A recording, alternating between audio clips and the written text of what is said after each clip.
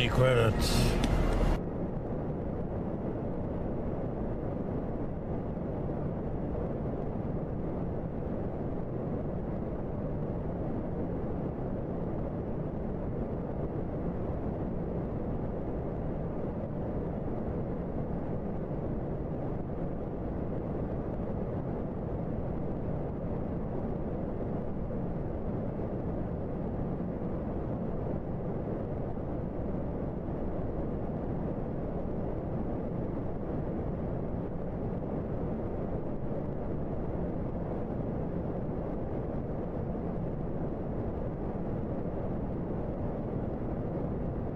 Hello there.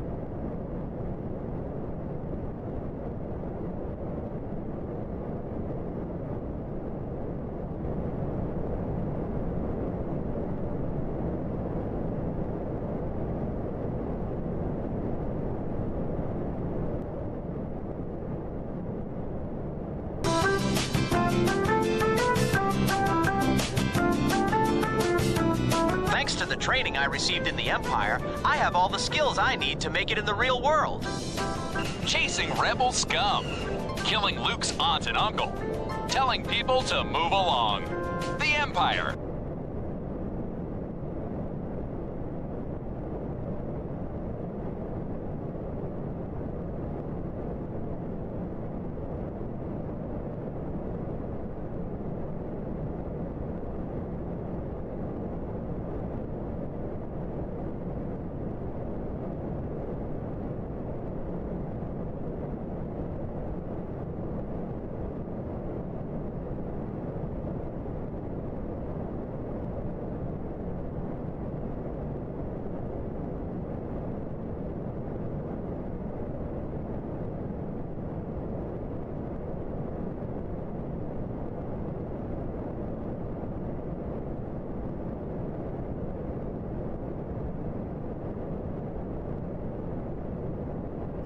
Hello there.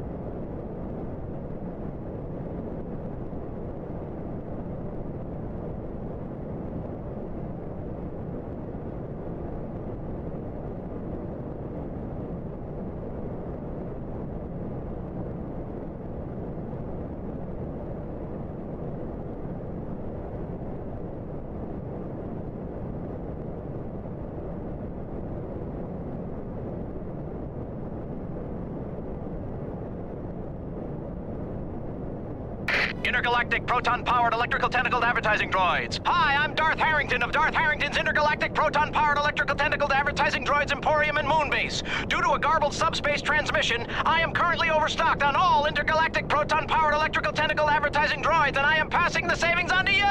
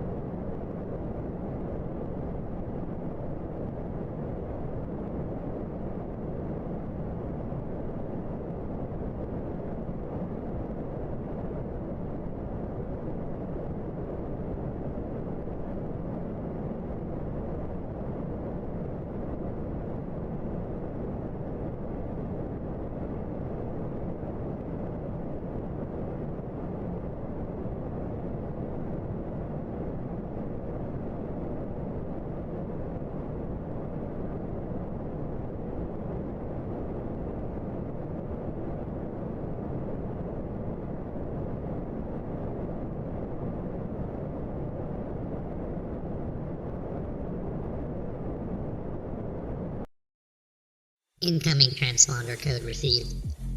Classification: fire spray. Designation: Darth Asylum. Captain: unknown.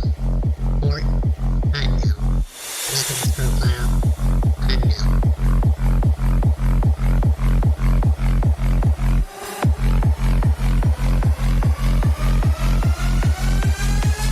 Designation: Darth Asylum.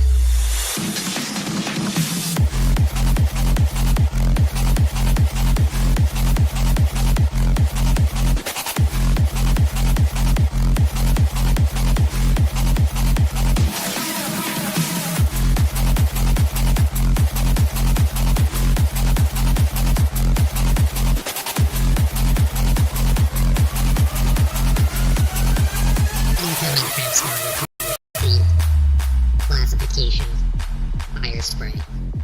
Designation: Darth Asylum. Captain: unknown. Port: unknown. Weapons profile: unknown.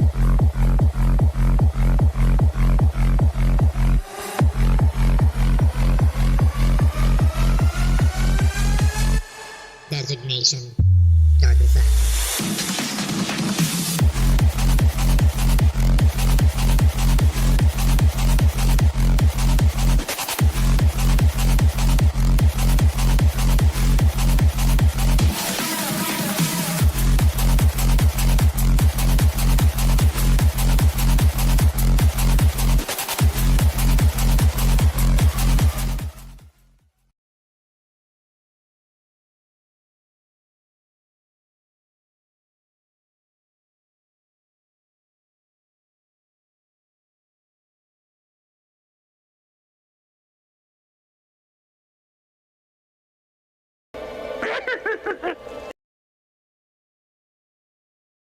And here we go.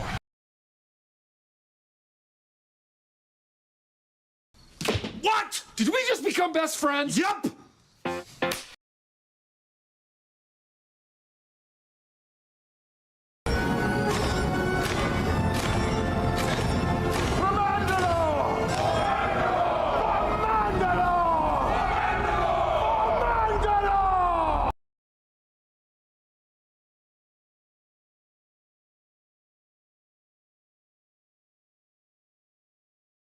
This is the way.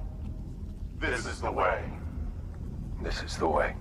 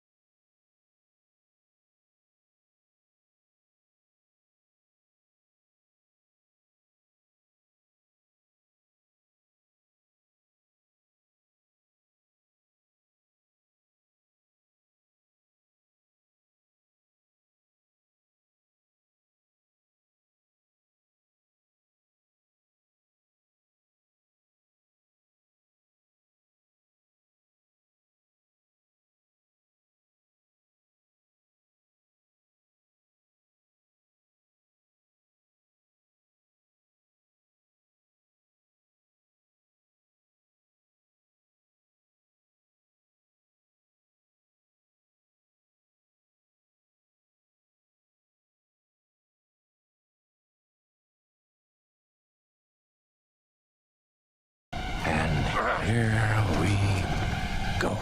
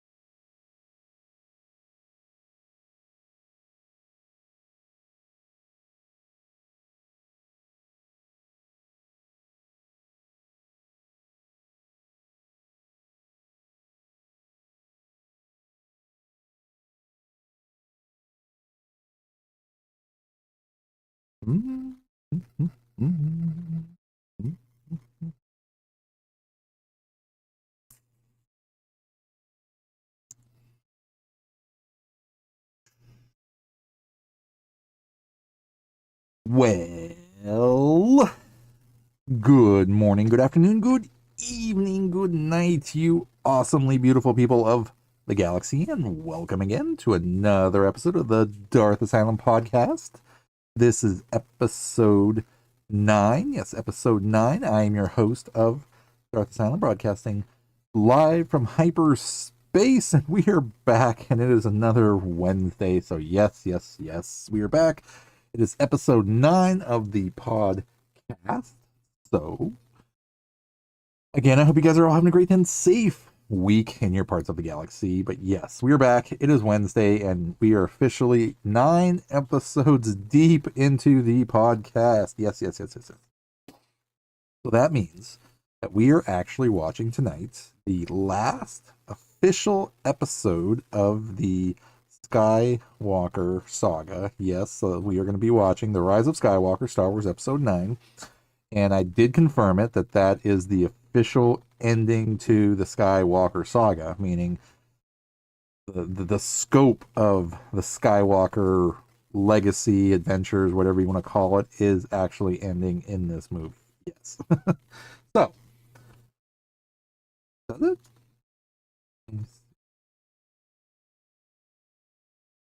What is acting weird again?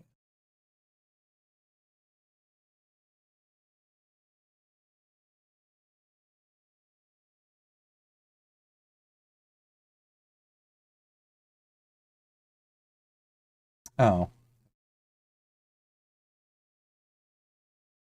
There it is. That should be it. Let me know, but thank you for letting me know. Shouldn't.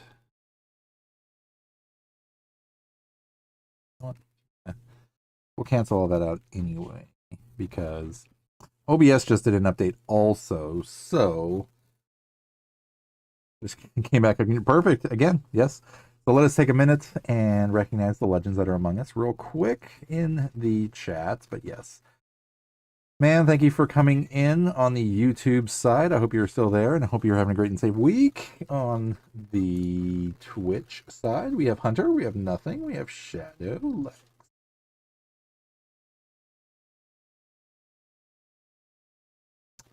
But yes, that is the perfect time to get your snacks, get your drinks, basically get ready, because we are going to be watching Star Wars Episode 9, Rise of Skywalker. Yes.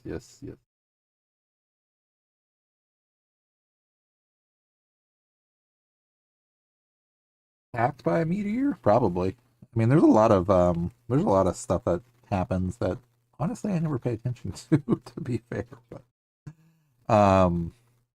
before, let me at least queue up the Wikipedia.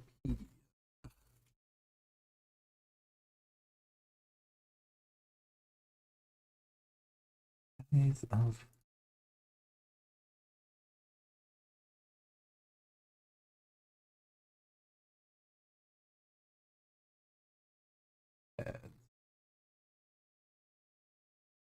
ads on every page. Ads on every page. Okay. Now that we officially got that done. Oh, you know what? I also want to do is well, I'll do that next time since we got to get going anyway. But just a quick footnote though, however, with the giveaway, I'm still committed to doing the giveaway between where I sit right now with follows and getting up to the 1K Twitch follower mark. However, I am going to make a slight change to it that I actually realized, I think it was actually today. That's why I just barely did it right now, was I thought about it and was like, wait a minute, if I'm going to give out a copy of Dead by Daylight, Battlefield 6, and Star Wars Battlefront 2, I was like, then that kind of limits like the type of games people should or could actually play. So basically saying, if those are the only games I'm giving away, then it's like not everybody plays those. So, that's kind of being a little limited. So then I was like, well, wait a minute, why don't I just give away 3 games on any platform of your choice and call it good, and do the same thing if I can hit that goal between now and say summertime. So that's the change, is ultimately if I can hit that 1K follow mark on Twitch, I will be giving away 3 games, potentially 4 of your choice. That way, you're guaranteed to get what you want just because you guys are all awesome. So, having said that, I updated the little marker over there just to say that. And then ultimately, like I said, the 4th game won't be directly Arc Raiders, but it is going to be any game that you choose on any platform, depending on whatever it is you play. So that is going to be the solid. Any 3, exactly nothing. So like any 3 games on any platform, yes. So basically it'll be a giveaway. You must be present to win. And I already tested out how the giveaway is going to work. So you basically must be in chat. So you must be watching the stream. There is a like kind of like a roulette thing that you can use through Twitch that actually works right. And basically you would do something simple as like I would give the cue and say, okay guys, you have like X amount of time, and then you would or you have like 10 seconds, and you would plug in like giveaway or enter or something like that, I think is how I said it. Yeah, it's like it's something like that, where it's like it's a certain keyword. So like if nothing, plugged in like exclamation enter, that would give you 1 entry, right? And so anybody in chat basically would plug in enter, so that would be your entry. And then I would do the random generator, and I'll do it on stream too, so that way you can actually see, you know, who's on the list of potential winners, and also who ends up winning it. So that way everything is fair, everything's up front. And yeah, ultimately, rather than just stick with specific games and say, well, these are the only games you can play, it could be any game you want. It could be an older game that you've always wanted. It could be a brand new game. Either way, it's going to be a copy of 3 games. So we'll work out the details. But thank you, nothing. No, again, that's the whole point, is like, just because of the generosity and the support of everybody that has been a part of the channel and the streams, and just all you guys being the awesome legends that you always are, I want to make sure I give something back that's going to be super awesome as a gift to you guys again, as always. So, yes. But again, that's only if I can hit that mark also. So,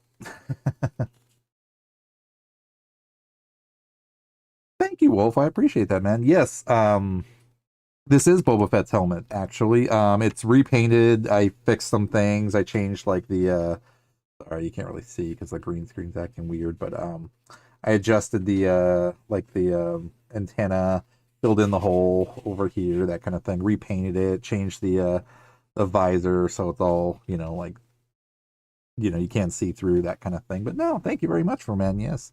But yes, I am a cosplaying Mandalorian Jedi. I stream both on Twitch and YouTube. So welcome in. Great to see you. Thank you for that sub, by the way. 1 game for 3 people? No. 1 game per person. So 3 games to be given away, potentially 4 if I can hit that goal between now and say summertime. So yeah, it's either way, it's going to be 3 games regardless of hitting that milestone. But also it'll be a 4th game as kind of a side quest if I can hit that goal. But no, that's but thank you again, Wolf. Yes, I am a cosplaying Mandalorian Jedi. I dual stream both on Twitch and YouTube. My stream days are Wednesday, Thursday, Friday, Saturday, Sunday. I'm usually trying to aim around 12 midnight my time. That is Pacific West Coast time. Wednesday night I do a podcast where it's more of an interactive talk and chat, where we can't stream movies, but we can also watch them together from start to finish, talk during it, that kind of thing. Just hang out, chill, chat. All that good fun stuff. Please let the floodgates open. We just actually tonight are going to finish up the entire Skywalker saga, which means Star Wars episodes 1 through 9. We've watched every single one through 8 so far, uncut, unstopped. So basically we'll start the movie. That's what the timer is over there. That's the timestamp for everything. So that's the point of the Wednesday night podcast. Thursday night I do a Let's Play. So right now I'm playing a first playthrough of Dark Souls Remastered. Friday night is going to be kind of more of a mix-up day. Same thing with Saturday. And Sunday nights I'm typically playing Dead by Daylight. But Star Wars Battlefront 2, nice, because I normally stream that Saturday nights, actually. I'm on PC, by the way. But yeah, Friday nights I have been doing Battlefield 6, but lately I kind of changed it up a little bit, got back into MMOs again, so I've been doing a little bit of Warcraft, Fallout 76, that kind of thing. Mad, what's going on, man?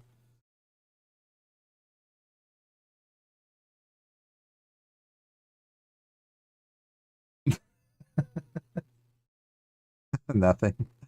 So, the way it's going to work is 3 people are going to win, and each one of those people are going to get a game of their choice. So 3 winners, 3 games. So not 1 winner, 3 games. It's 1 game per winner with 3 winners, potentially having a 4th if I can meet those goals.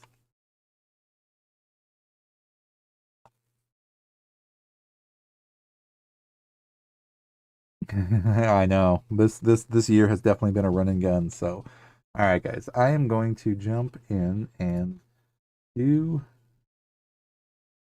the Wikipedia entry for this game. I got games on the mind. No, for this movie we're about to watch. Nothing. It's perfectly fine. It's been a long day for all of us. I just barely got going, and it's like 1 a.m. for me. So, yes. But yes, again, we are watching Star Wars Episode 9, The Rise of Skywalker. After this movie, starting next week, next Wednesday for the podcast, we are going to watch Solo, A Star Wars Story. And then the week after that is going to actually be Andor's, Andor, Season 1 and 2. We're going to watch, and then after that one's done,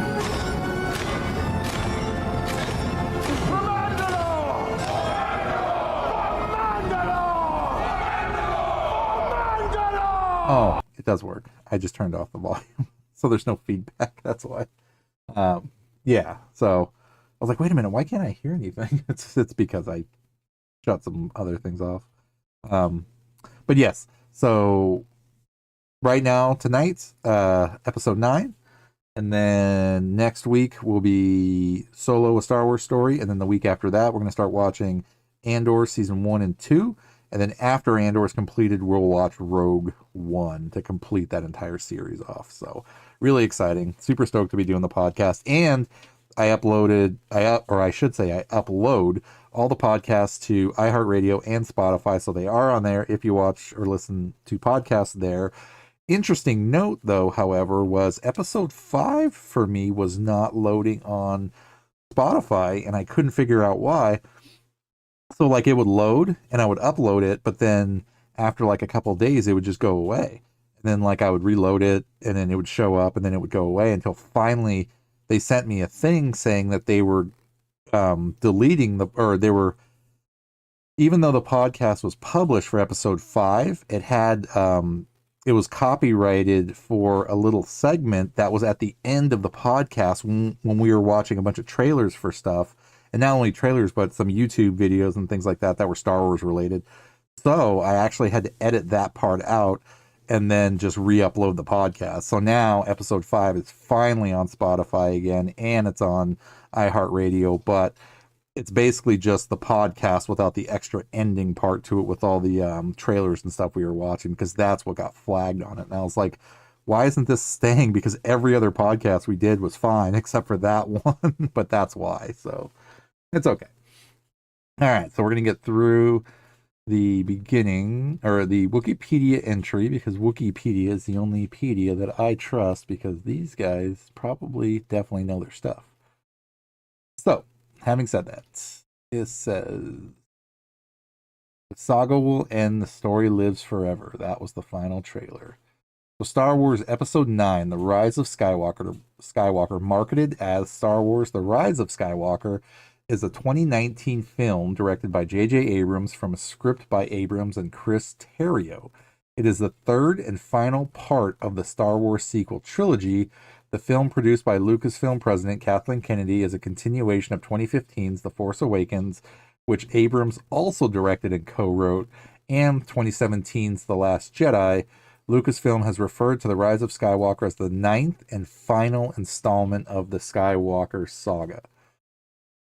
The film stars Carrie Fisher, Mark Hamill, Adam Driver, Daisy Ridley, John Boyega, Oscar Isaac, Anthony Daniels, Naomi Aki, Domhnall Gleeson, Richard E. Grant, Lupita Nyong'o, Kerry Russell, Juna Suotamo, Kelly Marie Tran, and Ian McDermott, and Billy D. Williams. Fisher, who passed away in 2016 prior to the film's production, appeared via unused footage from The Force Awakens. The film was first announced after the Walt Disney Company acquired Lucasfilm Limited in 2012. Colin Trevorrow was initially announced as the director and writer of the film, but he and Lucasfilm parted ways in September 2017, with Lucasfilm citing creative differences over the project. On September 12, 2017, Abrams and Terrio were announced as the new director and writers. Principal photography began in 2018 and filming wrapped in 2019. Footage from The Rise of Skywalker was first made public on April 12, 2019 at Celebration Chicago. The film was released on December 20th, 2019. It received mixed reviews from critics. The Rise of Skywalker received 3 nominations at the 92nd Academy Awards: Best Original Score, Best Visual Effects, and Best Sound Editing. It grossed over $1 billion worldwide, making it the 46th highest grossing film of all time. But that is it. Well, that sucks. Yeah.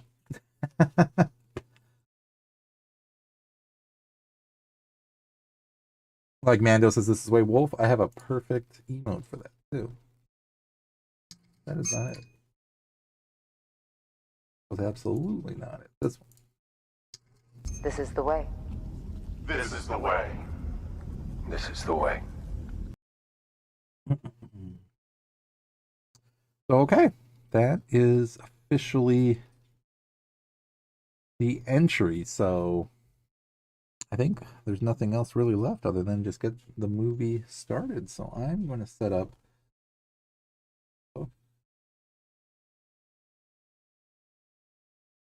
right now.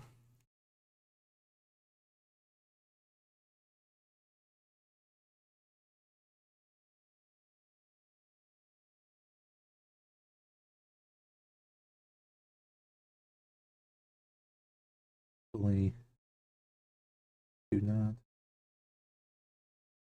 They will.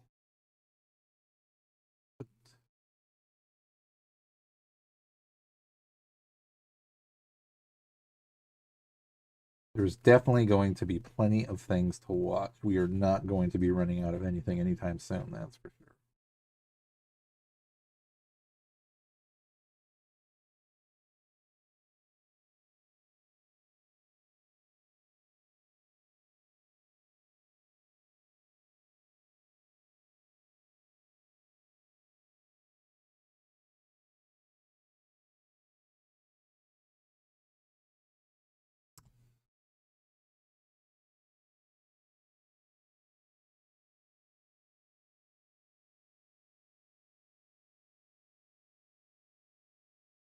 So runtime's about 2 hours and 20 minutes, so nothing too bad for those of you that are going to stick around and watch also. So yes, on your tablets, phones, PCs, whatever, we actively watch it together, and then we just talk and chat throughout it. So please feel free to grab your snacks, grab your drinks, and chill, hang out, and ultimately, let's just hang out and have some fun.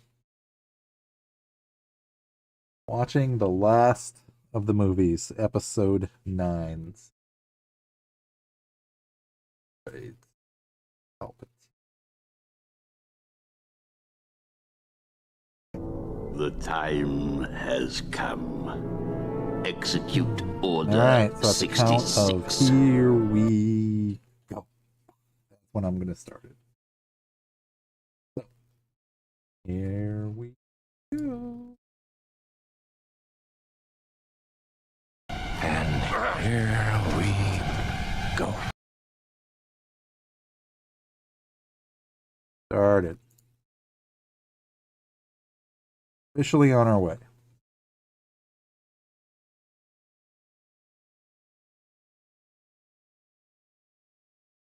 There's the title screen.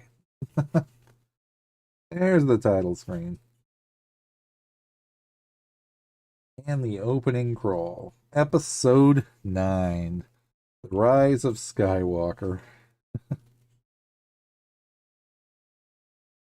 The dead speak. The galaxy has heard a mysterious broadcast, a threat of revenge, in the sinister voice of the late Emperor Palpatine.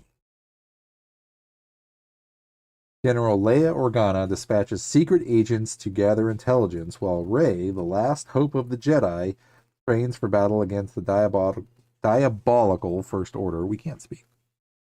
Meanwhile, Supreme Leader Kylo Ren rages in search of the Phantom Emperor, determined to destroy any threat to his power.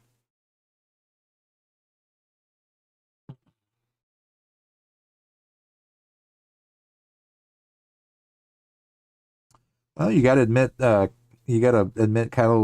Ren wasn't. He was pretty brave. I mean, because he wanted to take out the Emperor right off the bat. Wolfie, thanks for hanging out, man. Definitely appreciate you. Yes, sir. May the force be with you as well. Yoda has some nice, kind, parting force words. Well,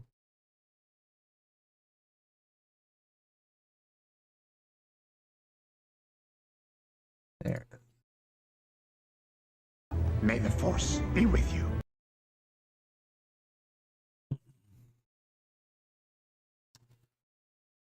Now, what I did not know was that that's Mustafar, I think, that Kylo is on.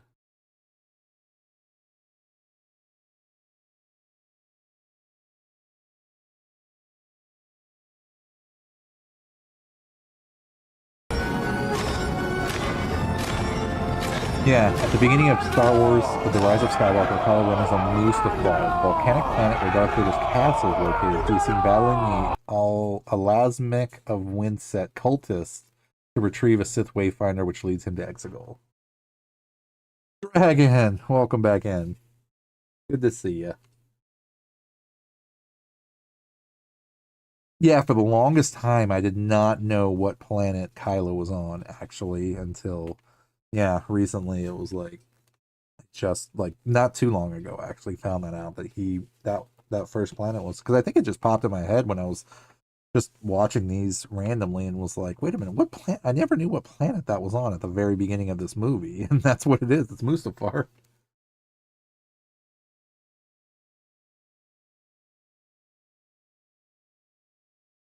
Exegol is in the unknown regions.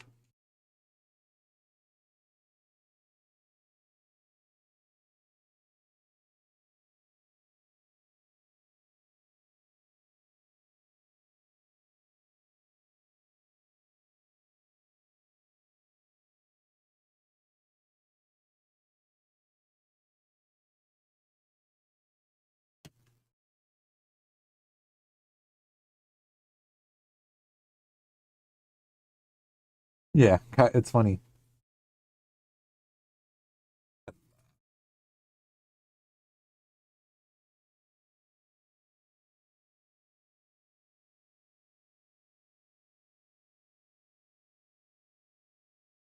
Ranger.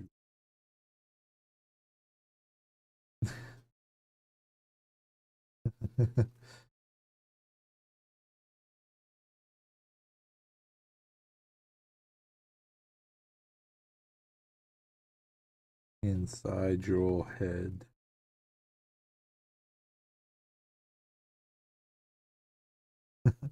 I love how the Emperor is just like, my boy. Like, really? No, no, no, no, no.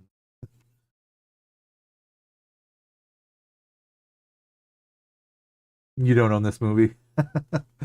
Oh, believe me, I'll be talking about it quite a bit anyway.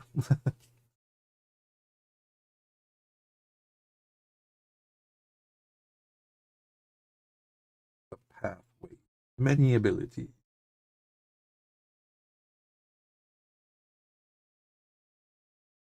Yeah, the Emperor looks pretty messed up.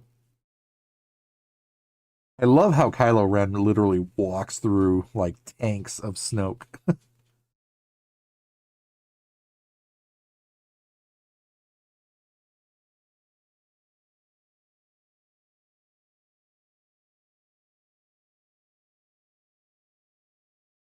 And he literally built like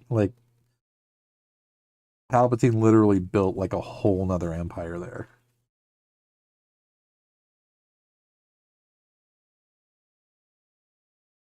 Basically Star Destroyers with planet killing weapons. Portable Death Stars. They were definitely not everybody's jam. Matt, you wouldn't be the first person to think that these are very hard movies to watch. And you're absolutely right, they are, because even when these came out and I went and saw them, it and then they, were able to be streamed and that kind of thing. It's like it took me many, many, many, many, many watches to finally just like absorb what the story was that they told and ultimately like where everything stands. So I mean, I don't blame you.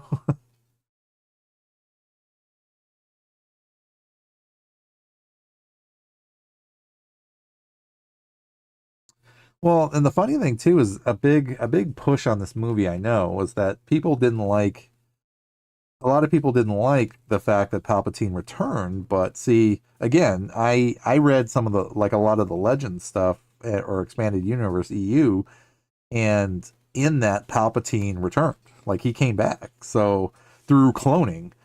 So to me, like this storyline really wasn't a shock. I was actually more happy that they included it as an actual part of a movie because that was like a huge, huge thing for in the expanded universe that Palpatine actually lives somehow.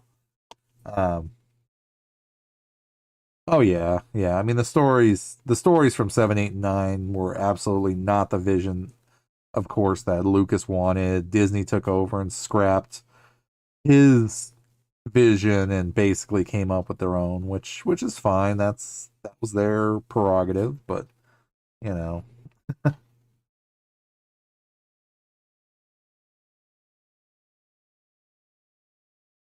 from a new ally.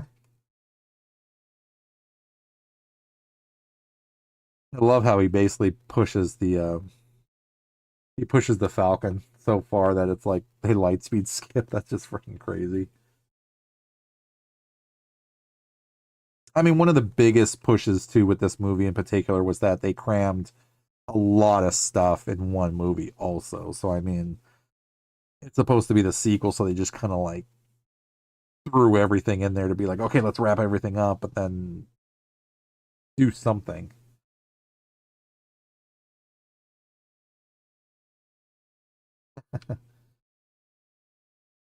Nothing. Thank you for hanging out. I appreciate it, man. Yes, please get some rest. We will catch you next time. Thank you for hanging as long as you have.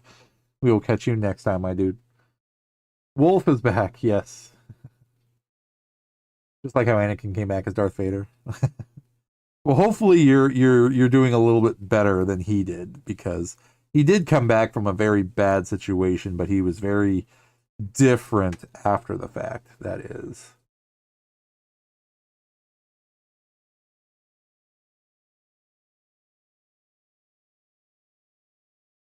Exactly, Matt. Yeah, Mark Hamill has definitely voiced his opinion again, and I agree with Mark absolutely that again coming from the legend side of everything, it's like it was tough to see a different vision play out than what we kind of knew to basically be existed, but at the same time, and I had to find this out somewhat recently, actually, too, was that, see, even Lucas didn't consider the expanded universe canon either. So to Lucas, the the expanded universe was a multiverse situation. So he only considered the movies 1, 2, 3, 4, 5, 6, and the things in between, like the Clone Wars shows, and even like Rebels and like Bad Batch, like stuff like that, like specifically, like he considered all that canon during his reign of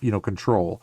And so everything that came out before all that or during all that time, he didn't recognize as canon. So what we believed as canon was actually multiverse. So, and it wasn't actually until I put it in Discord also, was the Dave Filoni interview that specifically points that out. And he's like, I don't know why everybody's getting upset that Disney changed the expanded universe to Legends, because even Lucas himself didn't consider it legend or consider it canon. So it's all just other made up stories. And I was like, you know what? He's absolutely right, because we as hardcore fans, we believed it to be true. So it's like we wanted it to be true, which from a certain point of view it is. But I'm absolutely with you. I mean, I went through the entire New Jedi Order, his marriage to Mara Jade, the Yuzhan Vong War, like everything, seeing like Han Solo and Princess Leia get married and have the kids, Jason, Jaina, and Anakin, and then him and Mara Jade had Ben, and yeah, it's like oh yeah, that's what I meant by like earlier when I said it took me multiple watches, just like in the prequel series, same thing. It took me multiple watches of those movies and these movies to just understand and acknowledge that this is the story that they're telling, even if it wasn't something I expected or quite frankly wanted. Yeah. You watched Titanic last night? That's a good movie. Very good movie.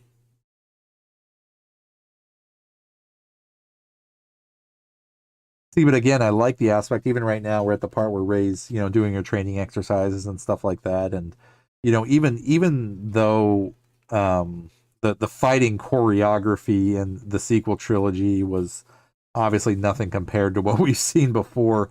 Again, I like the aspect that again, another interview I saw where they said, well, you got to understand though, to some degree, that the difference between watching the prequels and the original trilogy and then coming into the sequel trilogy is the fact that in the prequel trilogy, that's normal Jedi routine. Like, the Jedi still lived, they were constantly training every day. I mean, their fighting skills were legit badass.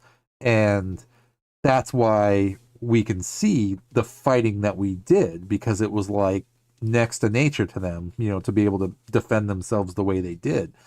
In the original trilogy, Luke didn't get that kind of training from Ben or even Yoda. Like, he never got crazy lightsaber dueling. He just got the basics essentially and had to expand on that. And even Rey, to some extent, like, only got like basic training when it came to like fighting with a lightsaber. So just the fact that they don't cut their own arms off wielding a lightsaber, basically like Finn did in episode 7, which was crazy. But I actually really appreciated that fight, because it's like they don't know how to fight. That's the point, is that they really don't know how to fight because they haven't trained to fight. Yeah. And she has to learn from scratch, exactly like the way Luke did. So that's why I'm really actually curious that when they come out with this new Jedi Order series, how much is Dave Filoni? Because Dave Filoni is a total fanboy, just like we all are, and girl, depending on who you are. That I wonder how much they're going to pull from the new Jedi Order stuff that's already kind of done and kind of reincorporate that. Because again, it also takes place, New Jedi Order is supposed to take place like 20 to 30 years after this movie, which means it's a crap load of time to train essentially and build a new technique and a new order. So that's where I honestly think we're going to see characters like Cal Kestis, Ahsoka, Rey, of course. Maybe Finn will finally be a Jedi or whatever. But other characters are going to come out of the woodwork that are part of the games, that are a part of the canon now. So that way we'll start seeing those newer, crazier battles come back and fighting, because they've had that much time. That's why Ahsoka was the badass she was in her show, was because she kept the training up. So it was like she never left it. Yeah. Yeah, which is crazy cool. Like, I love that aspect that, when you kind of stop and think about it, not that it'll change anybody's mind, but it definitely put a lot of insight for me that's why kind of things are the way they are. Is that Luke didn't get Jedi Temple training. Rey didn't get Jedi Temple training. They just got the basics of the Force, and here's how you use it. And then Rey even took the text, the ancient Jedi text that Luke didn't even read. So now she's going to learn stuff that he never did. So that way he might even be, or she might even be a little bit more badass than he was, because she's going to really push it in that sense. So, and that's why I was excited to see that basically Dave Filoni took over the whole thing. I mean, he did. I mean, he's been a part of that. I mean, he literally said that he was Lucas's protege this entire time, the entire time. Now, not to say that, he's going to bring us the Disney Star Wars that we've always wanted. However, they still own the property, so they're going to scrap what they're going to scrap, but he'll still have some kind of flexibility to kind of steer it in a way that's like, okay, well, if they won't go for this, maybe we can do it like this and still be able to like crank out whatever. But either way, I'm excited that we're going to see new stuff regardless, because that's the other big point and why Lucas sold the rights to Star Wars, because he wanted to give it to a company that definitely wasn't going to go under, have the funds to be able to keep the property alive and ultimately keep producing stuff. And that's the other really cool thing about all of it, is that, it's not just going to go away once, unfortunately the time comes that, the Lucas is going to become one with the Force. But, but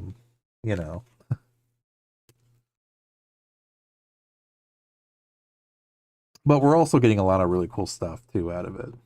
Again, being the fans that we are and being as passionate as we can be with the stuff we truly, really love and are into. I mean, I can totally see the critique that, all the sequel trilogies got from everybody, myself included, and the TV shows and the animation and just everything under the sun, because it's like everybody's looking at it with a fine-tooth comb, under a microscope, picking it apart, just ready to pounce on it, because it's just not up to a certain standard. And that's the hard part, is accepting what we're getting and looking past those standards to a certain degree. At least that's what I've tried to do, at least anyway. So just to be able to kind of get through everything and, again, accept, the content that's coming out, and just ultimately acknowledging that this is the stuff that they're making that is considered canon, and, just try to enjoy it for the property it is. Because, and a good example of that, I would say, is The Acolyte, because I am going to watch The Acolyte on this show, even though I'll probably be the only one watching it. But at the same time, the concepts that came with that show, I thought was really cool, because there was a lot of potential for it that I've read that was supposed to lead into like the creation of the Knights of Ren and things like that, more Darth Plagueis stuff that was going to kind of like tie into it, obviously, and things like that. But it also gave us a look into the High Republic era, when there was no Sith crawling around, there was no big huge galactic war going on. It was just the daily life of the Jedi and things playing out, which I thought was really cool. Plus we got to see a Wookiee Jedi, different species, different characters, so that was always really cool to see also. But yeah, again, but we got Ahsoka, we got Obi-Wan, yeah, so there's going to be, and now that Thrawn is introduced into the Ahsoka series, she's, Sabine Wren's training with Ahsoka now, and it's like, there's just a lot of stuff that, can come out. Blue Ace, what is going on, my dude? How are you, sir? Let us throw you an Obi-Wan hello there. As Kylo Ren has his destroyed mask rebuilt. Hello there. There he is. But yeah, again, yeah, lots of things to say. But Blue, I hope you're having a great and safe week in your parts of the galaxy. It is Wednesday. We are halfway there. We've made it as far as this, so we just need to push through, get through Thursday, Friday, enjoy our brand new weekends as well. I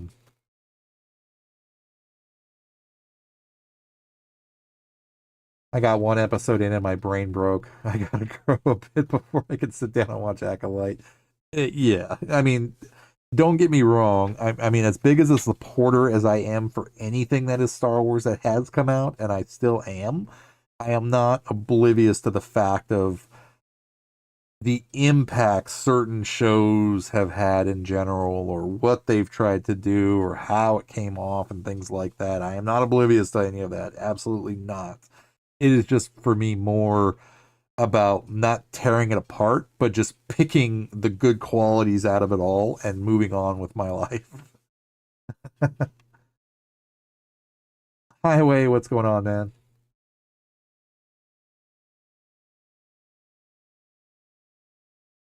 You're absolutely right, Highway. I mean, that's what I promote too, is that, like there's a lot of stuff going on, especially in this movie too. Yeah.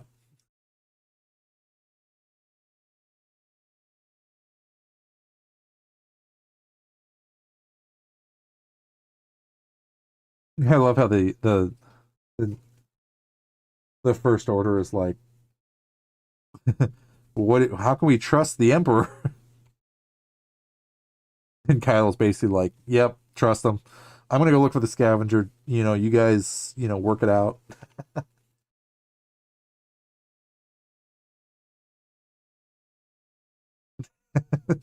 It'll come in time. It will. I mean, like I said, there was a lot of aspects with it that hit me, personally too, because I have twins.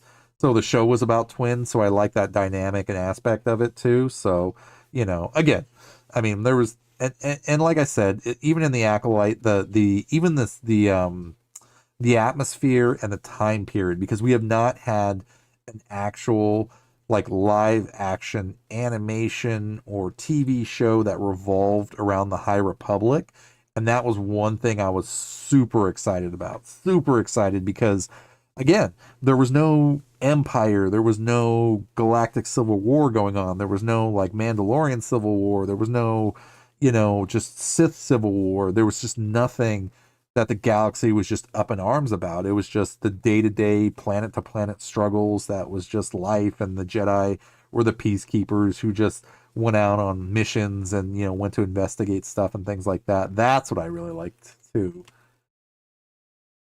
Absolutely, Highway. I am super pumped to see that because I want to see what the big reveal is going to be in the Mandalorian and Grogu. And what I mean by that is what I personally love is my concept and idea of we're going to see Mace Windu. Don't ask me why I thought it was Mace or anything, because haven't seen anything, heard anything, or whatever. But I think we're gonna get some kind of surprise reveal in the Mandalorian of some character that we haven't seen, or somebody that's supposed to be dead, or just something that's just going to be like epic, right? And the first thing I thought of, honestly, was Mace Windu. Like Mace is going to show up somehow because the Mandalorian and Grogu are supposed to tie all into like Ahsoka and all that stuff, because all of that world and time frame and universe are all supposed to be like kind of intertwining anyway. So and he already has, because Mandalorian met Grogu or met Ahsoka, so it all ties in together regardless. But I mean, like with Thrawn coming back and all that stuff, I mean, like I really want to see like something crazy like happen. I mean, I don't know. Like I said, that's just my fan theory. That's why I think that, like, I mean, because it's not just the buildup of like him getting a movie either, but it's also like, you know, as a fan, I could see that happening, that it's not necessarily going to leave on a cliffhanger, but it's going to be part of the bigger story essentially somehow.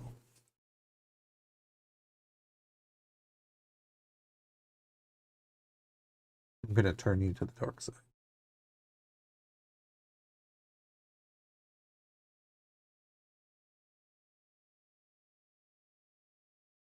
He's still trying to convert Ray.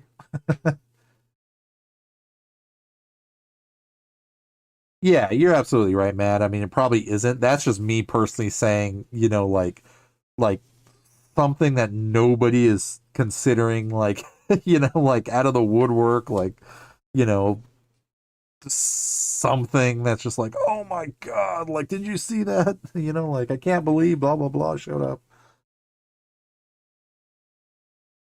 But probably not. Who knows?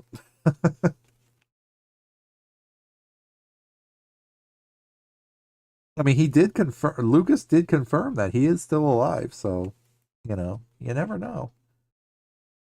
You never know.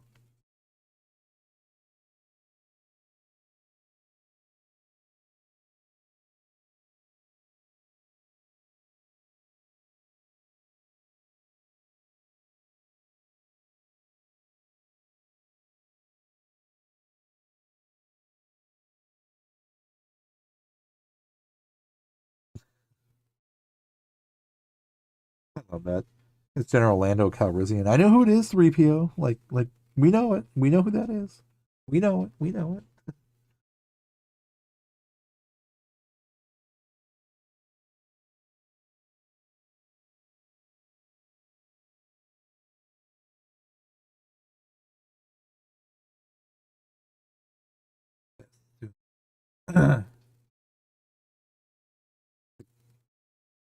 Spoiler alert, the guy who killed Ray's parents. That's who that is. They were chasing.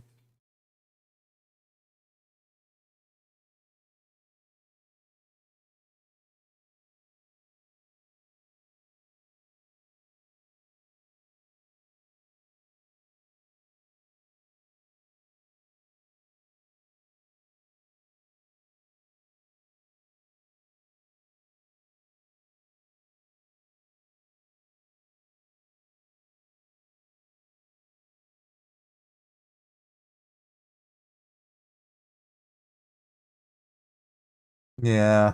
That's still definitely a bummer though that Leia had to give her life to bring back Kylo, but she did save him though. But he still ended up dying at the end anyway. Because that's another project that they were really pushing for was the hunt for Ben Solo.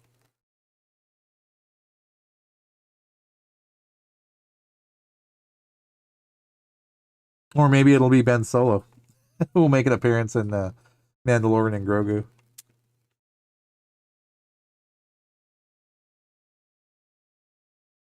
Yeah.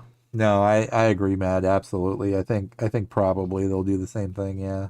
Because the way I'm also kind of seeing it too is like them doing essentially like a Marvel plan out, where it's like the big picture and then being like, okay, we're gonna do, this phase, not necessarily phases, but like we're gonna come out with the movie here, then we're gonna do these shows, do this movie. Because I mean, even the Star Wars Starfighter movie is gonna be coming out next year, I think. Let's see. I'm not even watching the movie. I'm just sitting here talking.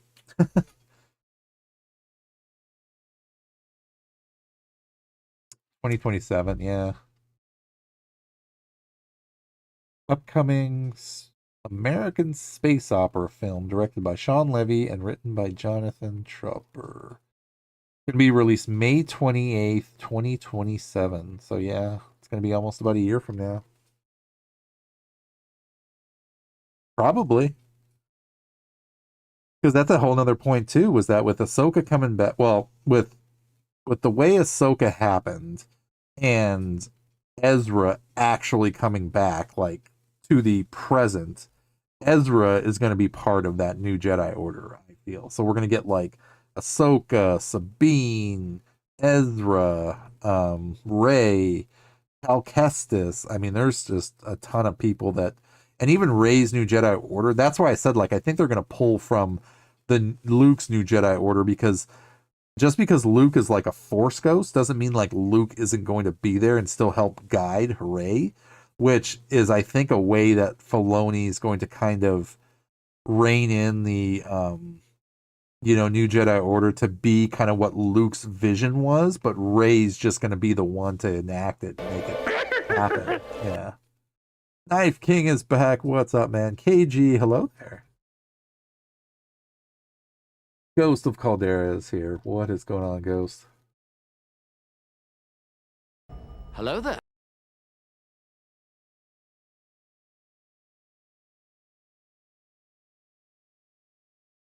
I am a Jedi. Hello there. General Kenobi. There we go. Somebody did the General Kenobi. Dom, welcome in, man. Hope you guys are all doing well. and having a great and safe week in your parts of the galaxy. I've just been talking pretty much this entire time about just all the upcoming stuff we got going on as far as Star Wars related, what's happening with this and that, and just all sorts of craziness.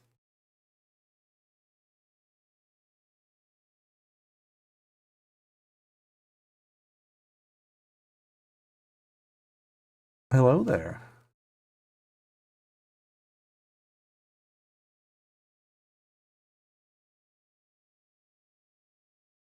Yeah, now that they're really pushing the world in between worlds like we saw in Ahsoka, that's what I mean by like even in the last Jedi movie, they were really pushing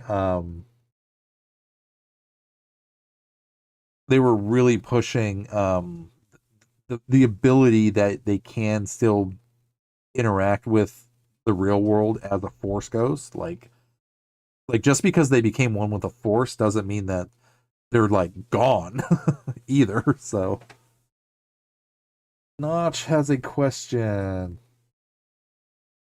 What energy weapon do you think is better, the 40K laser gun or the Imperial blaster? Ah, KG, yep, exactly. No one's ever really gone. That's why we were talking about like how Luke is probably going to play a big part in Rey setting up her new order, and also like that's going to be Filoni's kind of way of like using Rey as like the expanded universe Luke, but just as Rey. Grave, what's going on, my dude? Welcome back in, sir. Yes, I am well, actually. It's Wednesday. We're doing the pod. It is episode 9, so we're officially watching, or actually, I'm trying to watch, but we've been talking this literally entire time, which is freaking great. It's awesome. But yeah, no, we're watching episode 9, man. Last official Skywalker movie. Yes, this movie ends the saga. So we were just talking about the future as far as just shows in general, movies in general, what our expectations are for Mandalorian and Grogu. I'm thinking Mace Windu. We could also see, who else did I say? Not Mace Windu, but who were we just talking about? It was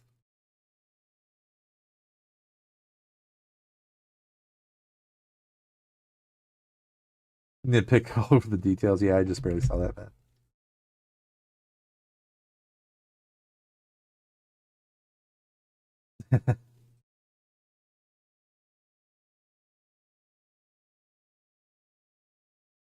Oh yeah, I want everybody to just finally let loose. I mean, that's the whole point of the podcast. It's interactive. It's talking about what we're particularly watching.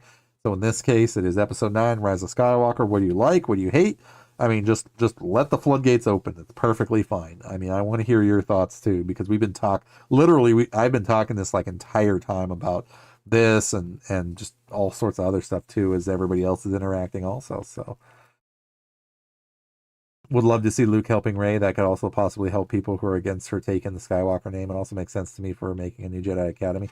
That's exactly, Kay. You make a perfect point of what we were talking about, is that because again, like I came from Legends, so Luke rebuilt the new Jedi Order. He was creating like the new Jedi Order, having a temple, having a council, that kind of thing. And it's like we were just rattling off literally like who we think, or I think, is going to be on the council, meaning it'll be Ezra Bridger, which Mad brought up, Ezra Bridger, Ahsoka, Rey, probably Grogu at that point, who knows, Cal Kestis, basically all the Jedi that we know are still alive and are going to carry into that new era. Like that's going to be crazy. I think that's going to be freaking awesome. I do too, KG. I mean, it's again, it took a while for me again to rewatch and rewatch and rewatch all 3 of the sequel movies over and over and over again, just to understand the concept, the story, and ultimately what they're trying to show and do, to like acknowledge that like, okay, this is what's happened and this is what we have to go with. So I mean, even having talked through it so far, I mean, it's not the end of the world that these exist. Yes, that is true. But there are ways that they can kind of shape and mold the story into being something a little bit more fan pushed also.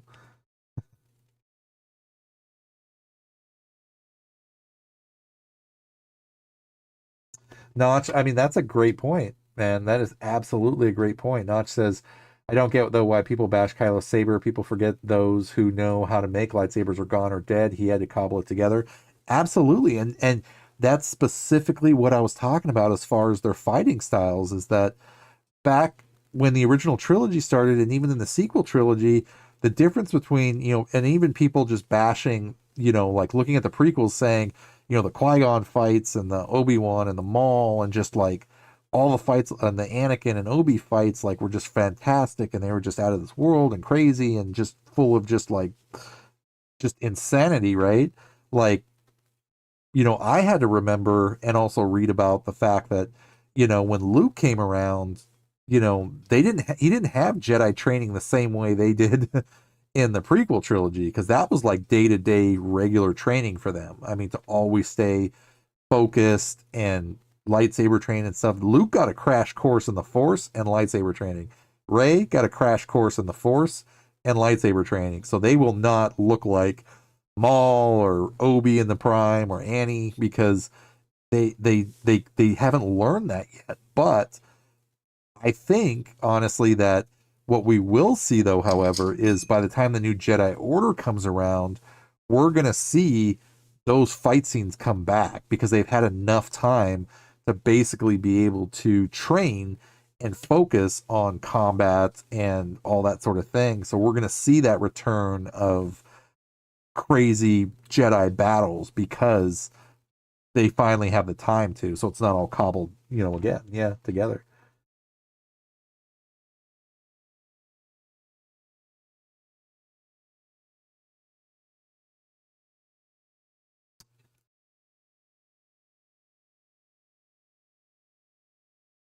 That's why I think, man, like you just said, about the training, is that Luke in some way, shape, or form is going to be Rey's Force guide to build the Jedi Order. I think. I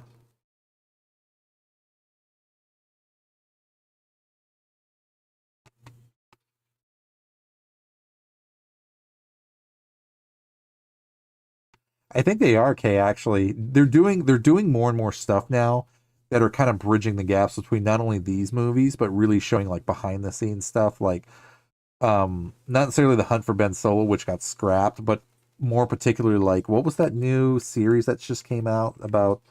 There was a new comic that came out actually about some behind the scenes stuff, and like in that format, yeah, absolutely. I think they're gonna build they're gonna build more on that. Maybe not in like a TV show form, obviously, or a movie, but they'll at least have some kind of format to be able to play with all of that kind of stuff. Yeah. And that's what I think we're gonna see eventually, is that form of Luke. And we kind of did actually with his appearance in the Mandalorian show when Luke showed up to get Grogu.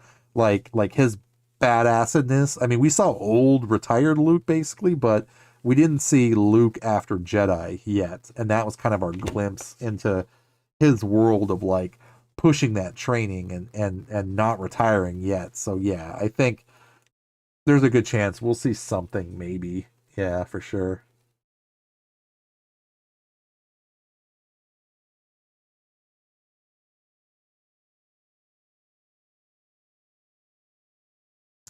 Yeah. Yeah, Kylo's crystal's broken, but yeah, he used like an old legend way to build his saber too.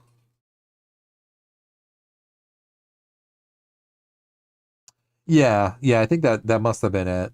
Yeah, it was like that's kind of their dip into, that kind of world. Exactly, Notch. Yeah, Kyle's training as if I can recall video snips from Darth Vader's battles. Kylo is self-taught. Exactly. That's the like all these guys don't have anything to learn from other than like what they think they know, verse, and also like holocrons and like with Rey taking the old Jedi texts and stuff and keeping them. Luke thought they were gone, but she ended up keeping them because something probably told her take them, because you're going to need them for the future. And those are going to pop up also again, because by the time the new Jedi Order comes out and it gets to that point, then yes, we will see, a whole new era of Star Wars that's going to be these new characters and new stories and new craziness. But at the same time, I think we're going to definitely see a crazy shift in fighting styles too, also.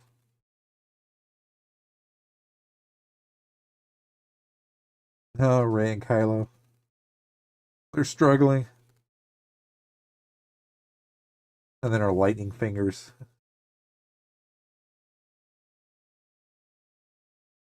And she screams Chewie. You can actually hear that, like, scared, guttural scream when she screams Chewie's name.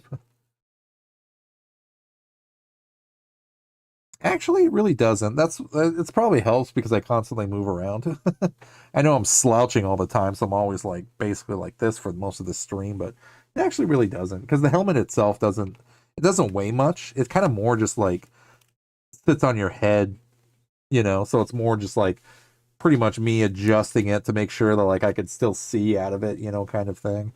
It's not so much during the it's not so bad during the podcast, because I can hear everything and I'm looking at like chat and all that stuff. But no, that's a good question, actually. And the crazy thing is that now that I've come back to live cosplay, Hardcore Robbie's raiding with a party of 32 people. Holy crap. Welcome in, guys. Welcome in, raiders. Let me see. Raid. Yes, I actually have a raid. I actually finally got a raid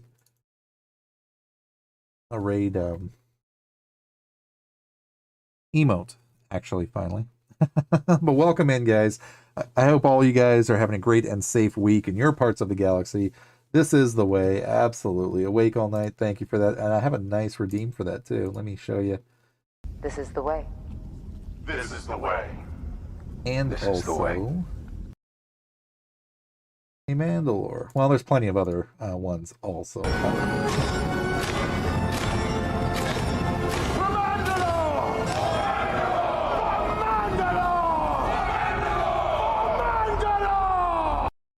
For Mandalore, yes, for Mandalore. But yes, welcome in, guys. I am a cosplaying Mandalorian Jedi, both on Twitch and YouTube, streaming simultaneously. Welcome in, guys. Again, I hope you're having a great and safe week in your parts of the galaxy. Welcome in. Wednesday nights for me, I stream Wednesdays through Sundays. Wednesday night for me is a podcast. Yes, I do a podcast that I upload this on iHeartRadio and Spotify. Currently, actually, right now, we are actually watching Star Wars Episode 9, The Rise of Skywalker. We cannot visually show it, but on the side we can watch it. So literally right now I see right in front of me the movie.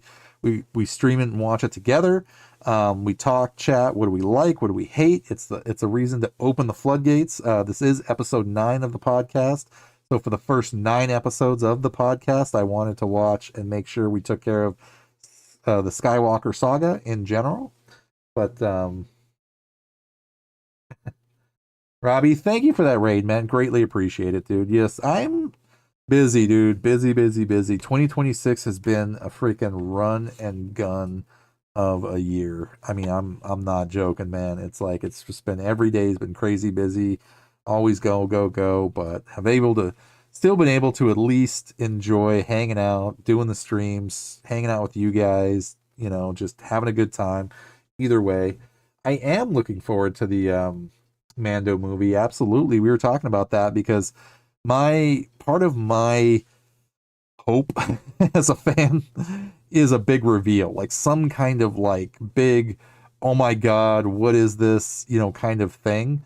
And ultimately what I think that's going to be is, yeah. I can't breathe in this thing! Is ultimately like a Mace Windu reveal. Like it probably won't be at all, or even we probably won't even get a reveal. But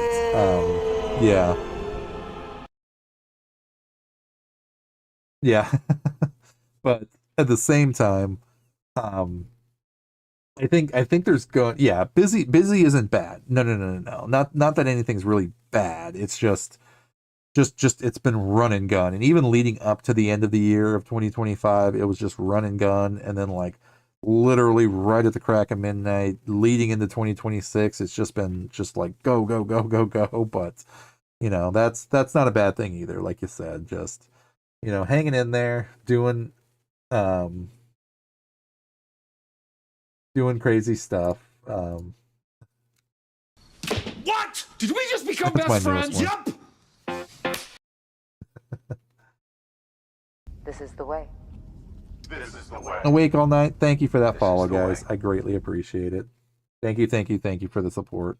And again, shout out. I need to do a shout out. I keep forgetting to do shout outs. Let's do shout outs. Let me make sure I get Robbie's name right. Hardcore. There we go.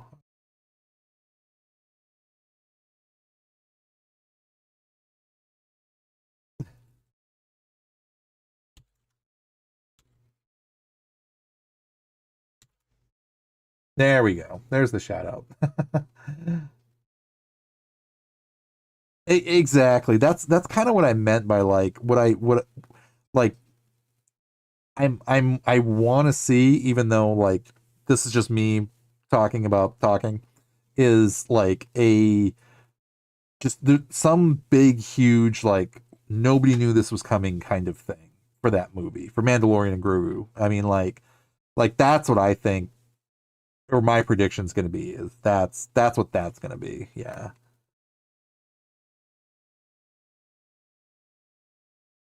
Oh, no worries, man. Yes, if you haven't already, yeah, definitely make sure you subscribe to or follow. Make sure you go and follow Hardcore Robbie. We've known each other for quite a long time now, actually, at this point, I think. What were you guys doing? What were you playing? I need to set up the alerts where it says like who rated and like what they were playing last and all that good stuff.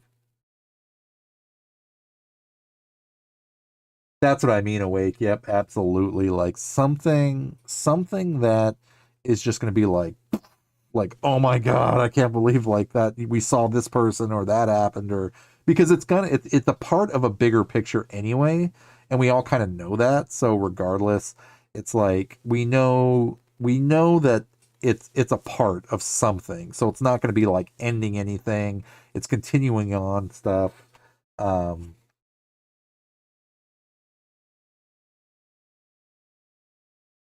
Yeah, yeah. And that's what we were talking about actually earlier was, you know, the cool thing to think about is that Luke coming back isn't a bad thing either, because, you know, I came from Legends and a lot of us read Legends stuff, and we know how like Luke created his Jedi Order, and Rey's going to basically be following those same footsteps, but that doesn't necessarily mean that, like, exactly with Bryce Dallas Howard and, you know, Dave Filoni kind of steering the ship. It's like, because Jon Favreau is out after The Mandalorian and Grogu. Like he stepped away from Star Wars, you know, because he thinks that that's kind of like his magnum opus, like finale for him was doing the Mandalorian and Grogu movie, which is perfectly fine. But I think they're going to use Luke as kind of like the intermediary to like basically Rey is going to be the face of Luke's new Jedi Order that we know of, but it's just going to have like a different kind of face to it. It's going to be Rey. Yeah, absolutely. So Vox Populi Canada 25, basically trying to become Prime Minister of Canada. Nice. How'd that work out for you? It's like Civilization, but with Canada. That's awesome. That is freaking awesome, man. Yeah, I mean, I'm sorry, guys, that, you know, tonight, like I said, is the podcast night, so there's not really anything visually happening. I mean, there's a nice poster and the timestamp of the point we are in the movie, but yes, this is a more live action talk and chat while we watch separately the movie, because unfortunately Twitch and YouTube don't allow you to just stream a movie or TV show without getting in trouble. But Prime Minister Robbie, yep, Robbie for president, at least of Canada, you know, of nothing else, then that's fine. Canada's good too.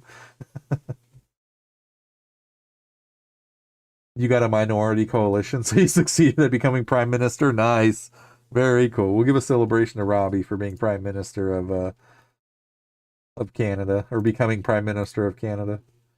It's my birthday!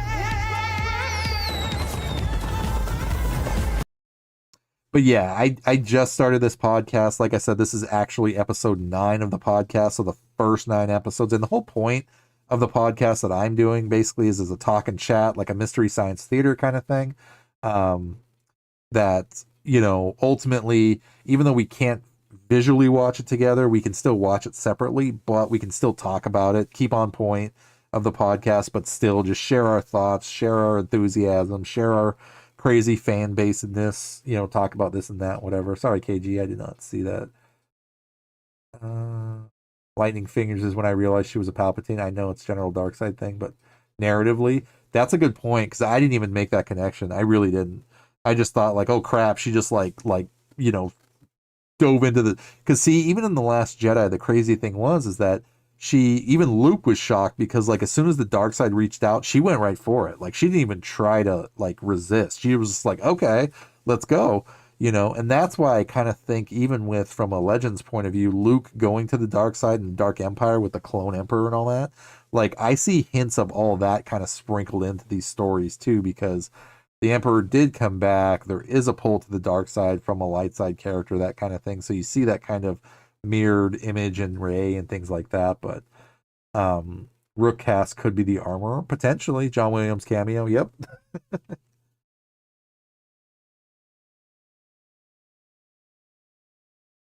Do I have any snack suggestions I could bring with me to the hospital? I'll have to think about that, Ghost, because that's probably not happening for any time soon. But I'll definitely keep you in mind, sir. Just remind me. Just remind me. And everybody congratulate Ghost again. He's going to be a new father. Yes. Again, we'll have the Gold Bloom playing. It's my birthday! Exactly. One can't exist without the other. One can't exist without the other regardless. So, like, too much light needs to be balanced with dark.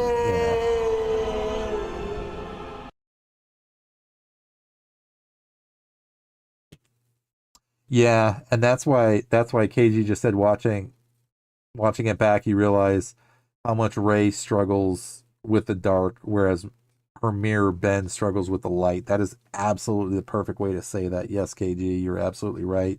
And I didn't even think of it that way too. I just knew Rey or not Rey, both of them, Rey and Kylo both struggled because they were, connected to the Force. But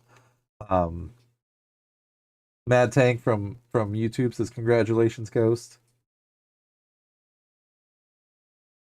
But yeah, absolutely right. I mean, there has to be some kind of balance, and that's what, like, the theories throw out there, that when Plagueis was gonna create, or was creating light or darkness, basically immortality, and he was just like, there was so much dark side pooling essentially at that point, that the Force had to create something that could balance it all out, and that's why Anakin was born. Essentially, he was born from the Force to combat and bring the balance back, because it was just way too one-sided. Yeah.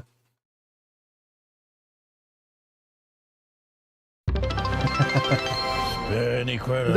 Thank you for that, man. I greatly appreciate it, sir. Ad start. No, those pesky ads. But yes, real quick, guys, I just wanted to let you guys know I updated the giveaway, actually, and I just updated it today to be... This is the way. This is the way. This is the way. Well, we'll talk about that after the ad break real quick, just in case nobody caught it. And your friends on that, Skytrash?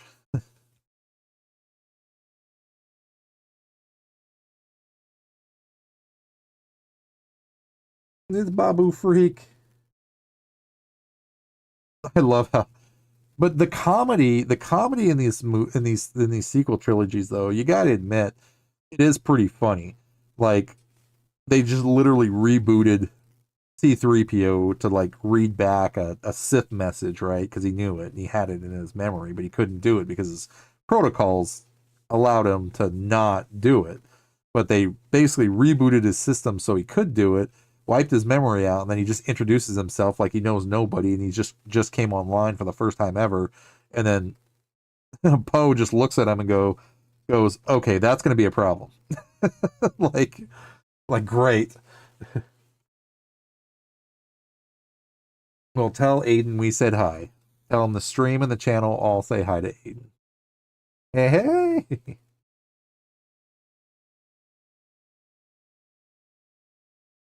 The medallion's good.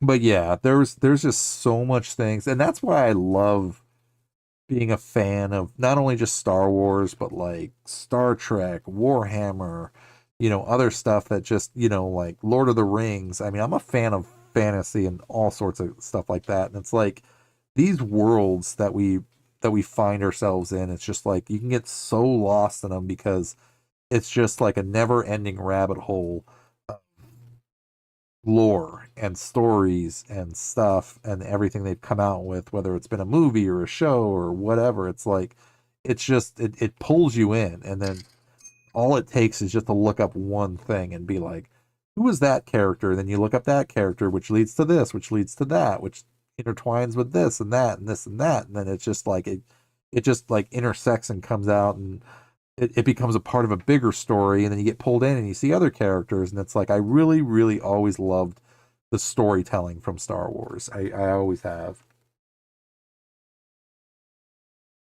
Robbie, thank you again for the raid, man. Greatly appreciate it, my dude. Yes, again, sorry guys that there's nothing really visually happening as far as like a game goes. My gaming will start Thursday through Sunday. Again, this just happens to be the podcast, so it's more static than anything. We just talk again, but no, thank you, Robbie. I greatly appreciate it, man. Take care. Congratulations on becoming the Prime Minister of Canada. You deserve it, man. You're awesome. But thank you, dude. Greatly appreciate it. Roger, Roger. Get some rest. We will catch you next time, sir.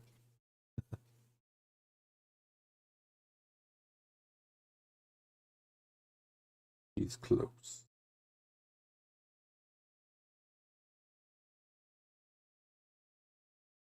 We're already an hour into the movie. We got about an hour and 20 minutes left. Almost done. Almost done, but let's see. Ad break is almost over, and then I'm going to talk about the giveaway again.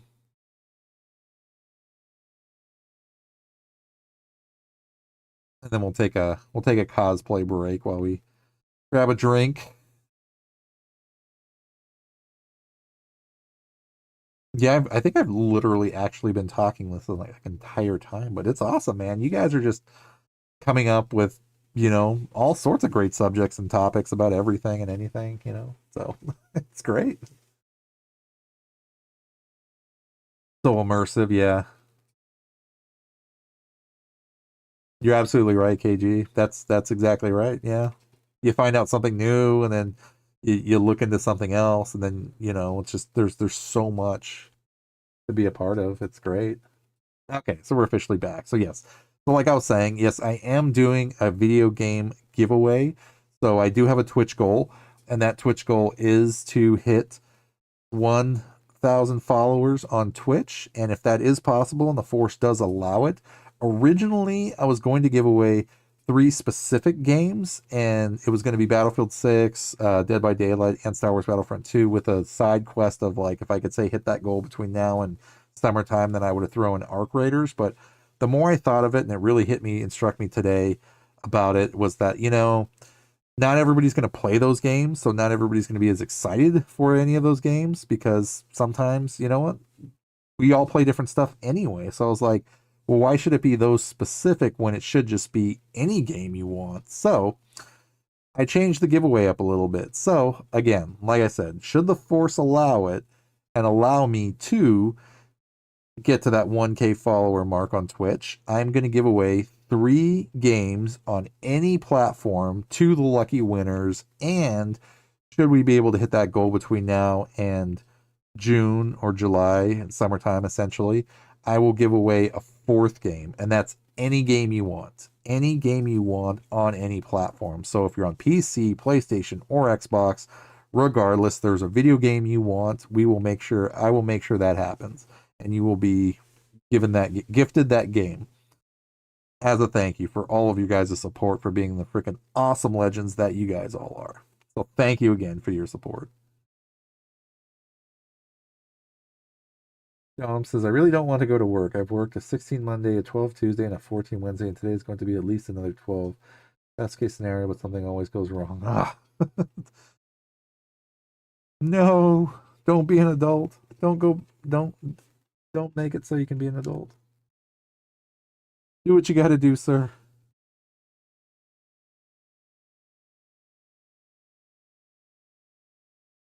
I love how Kylo like always teases Rey about knowing her parents.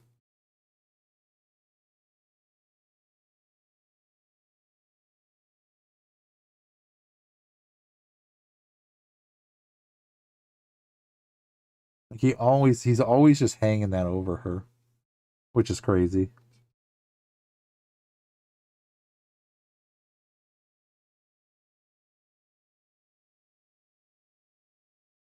Tell me where.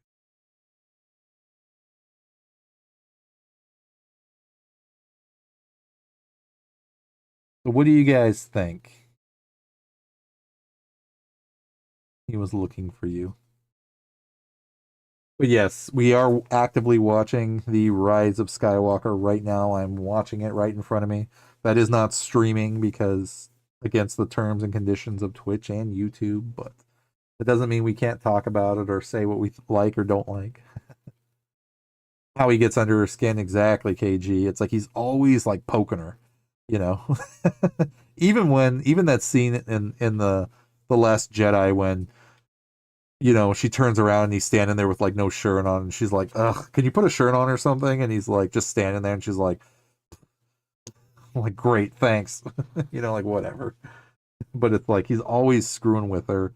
I mean, and unfortunately, the way this movie ends, and at this point, we can talk about it.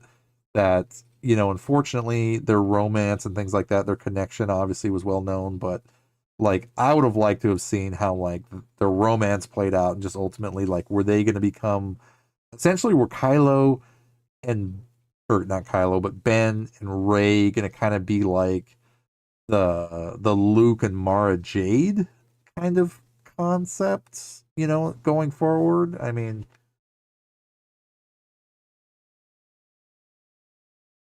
yeah, I knew it. No, you didn't. Like the supreme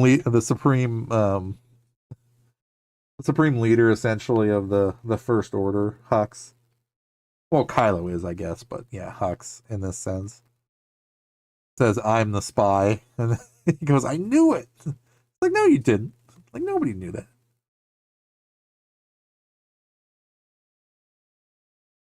Basically, he kept giving her an out. Absolutely, yeah, KG. I mean, that's absolutely true. He didn't want to kill her. He wanted her to rule with him. That was his whole push. Was they can be basically emperor and empress, and that's where we see her, flashback, turn to the dark side, which I think sucked because it's like we got to see Dark Ray, which was really cool with a double bladed lightsaber. Because I really thought the sequels were pushing for her to have that double bladed lightsaber, but because they gave her the double bladed Sith lightsaber, she wants to use a single bladed lightsaber. And I was like, oh, like the potential of having a Jedi with a double bladed saber would have been so freaking cool, but oh well.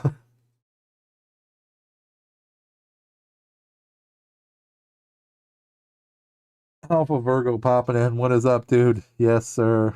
We are watching the Rise of Skywalker, last of the Skywalker sagas. But yes, might still happen. Never know. Absolutely. I mean, never say never. We just don't know. We just absolutely don't know. Yeah.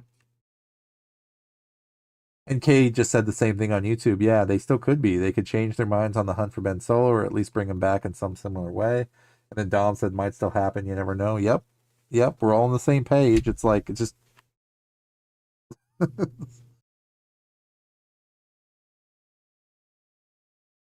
Dyad. That's the word that they used. We're dyad in the Force. Yeah.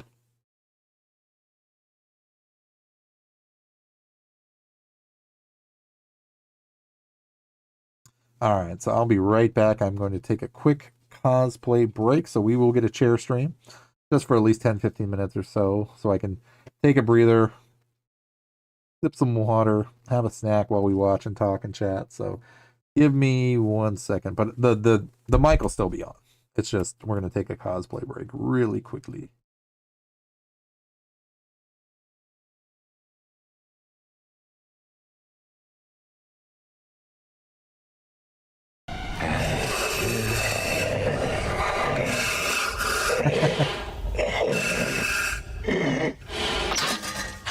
I can't breathe in this thing! That's a very well timed one too, yes. It's not that it's actually uncomfortable, it's like, you know what? I could take breaks. That's kind of what I told myself, was that it doesn't have to be like a constant, but I could still take breaks. So yes, I'll be right back, guys.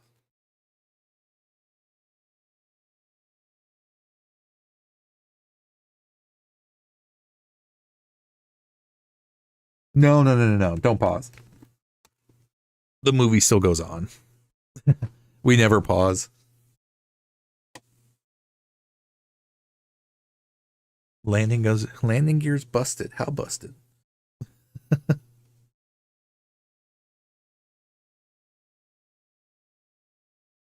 Oh, yes. We can take a breather. Take a breather for a second. But no. No, that's the whole point too for me, is that if we believe me, if we paused every second I had to take a break, either way, it's like we'd literally be sitting here for like 7 hours watching 1 2-hour movie. So it does help though. So thank you guys. But thank you for asking, Kay. I appreciate that.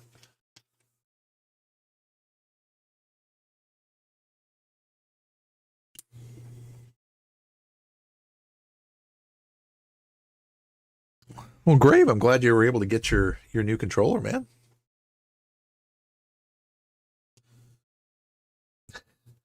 I love how make sure of it. The Emperor's still pushing his buttons though.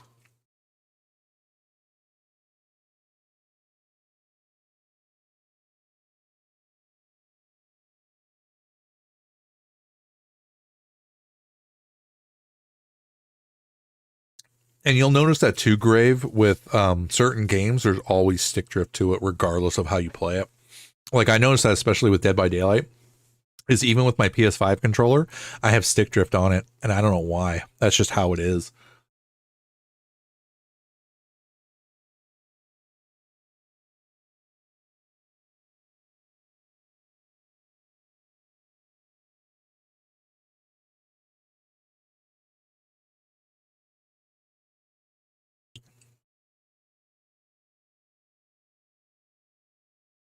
Yeah. You mean like a gaming night kind of thing? Or just like a Discord hangout?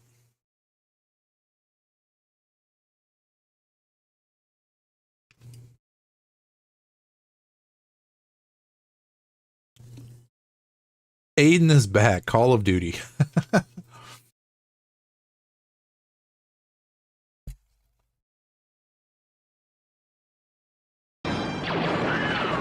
Oh, when Galactic Racer comes out? Dude, I'm going to be streaming that Friday nights.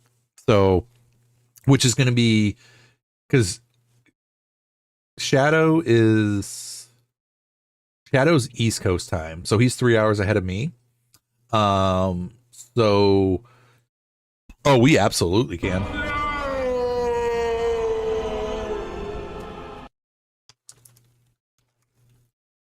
Absolutely.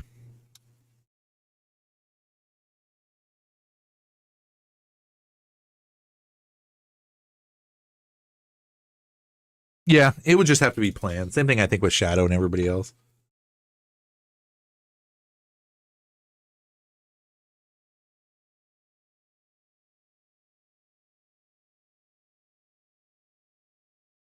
Yeah, with as busy as Monster is usually during the week, I think it'd probably be easier. And I know Shadow, well, I guess it also depends too. Basically availability. Just find out ultimately like what days are better for everybody, because Shadow streams Monday through Thursday. I'm usually on Wednesday through Sunday. Monster's kind of, like a little bit in between both. So, yeah.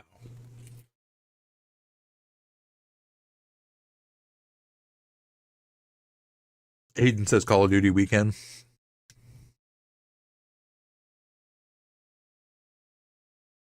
Oh, absolutely. I mean, we're Man said he's down. Galactic Racers is cosplay, crossplay, but the only thing is you'll just have to have the newer consoles. So, like it says, it's full cross-platform multiplayer, allowing players on the PC, PS5, and Xbox to compete against each other, and up to 12-player online matches. So it has to be a newer console, like the Xbox Series. What is it, XS, I think, and the PS5. Probably, yeah. Oh yeah. Oh yeah. It's definitely going to be a good time. That's for sure.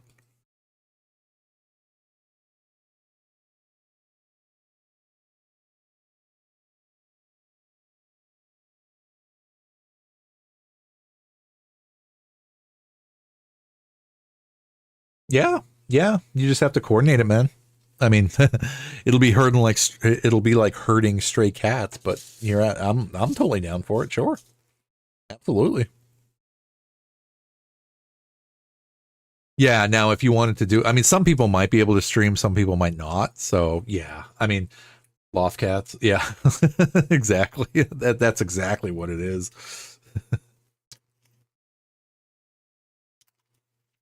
And just outside reality life schedules, that sort of thing. So yeah, I mean, just as long as it's planned, in the future kind of thing of like, hey, what do you guys think about this date, this date, this date, and we all kind of agree generally, and then kind of like lead up to it. Yeah, it'll be fine. But nice. Now she's awake. Good one, Dom.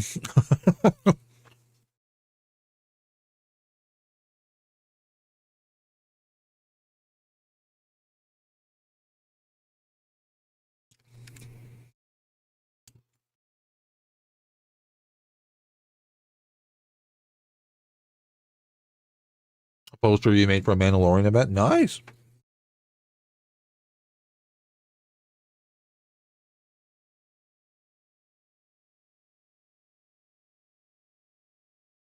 That's so wicked that he tells him that when he says, "I'm not Leia," and he just like smacks his hand and says, "That's for damn sure." It's like, oof.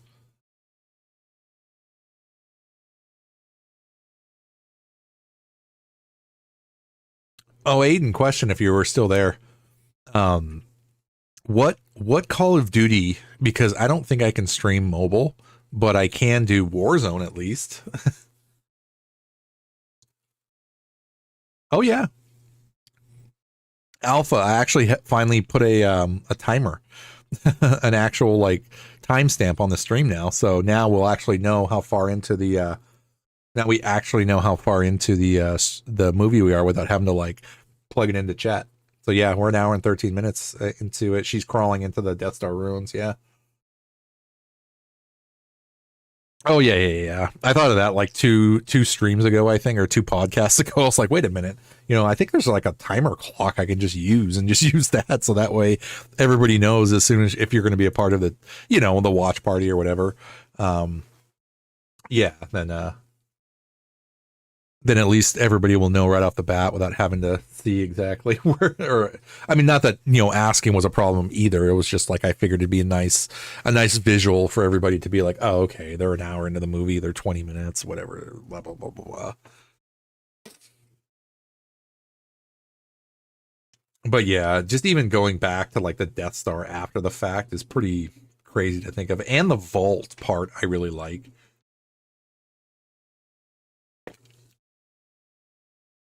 Yep, Dom, we'll be here. Let's see, how much time do we have left? We have an hour and 9 minutes left of the movie. So yes, we will be here, sir.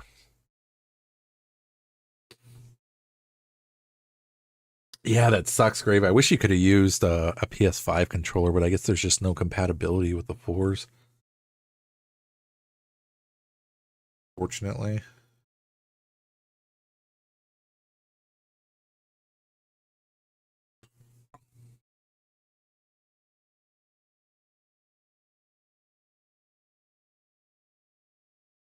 All is back right in the world. Yes. Yes, yes, yes.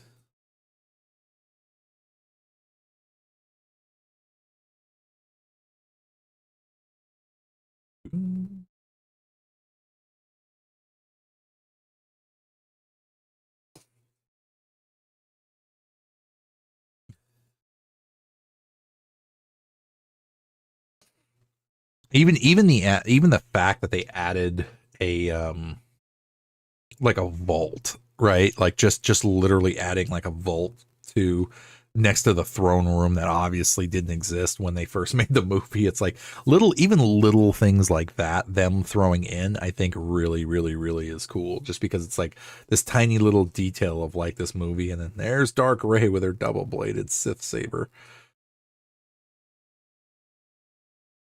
Don't be afraid of who you are. Luke on Dagobah all over again. And she hisses at her. And then here comes Kylo having to sit there and ruin everything.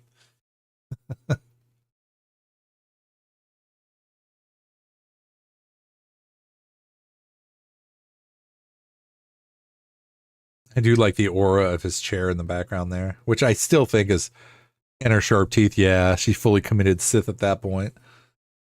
I couldn't tell though if her eyes were yellow though or not. I don't think they were, but yeah, she definitely converted to Sith at that point.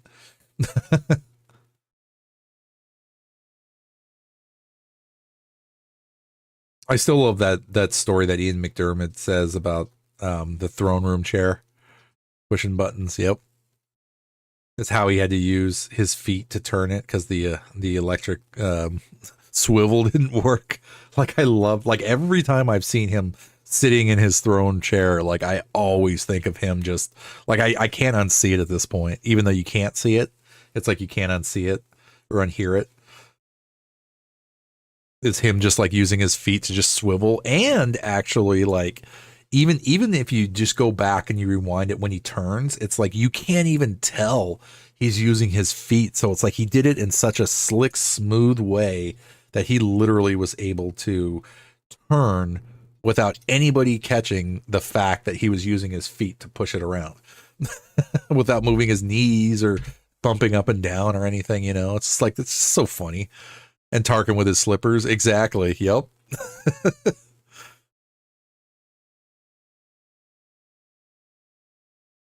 Oh, Leia.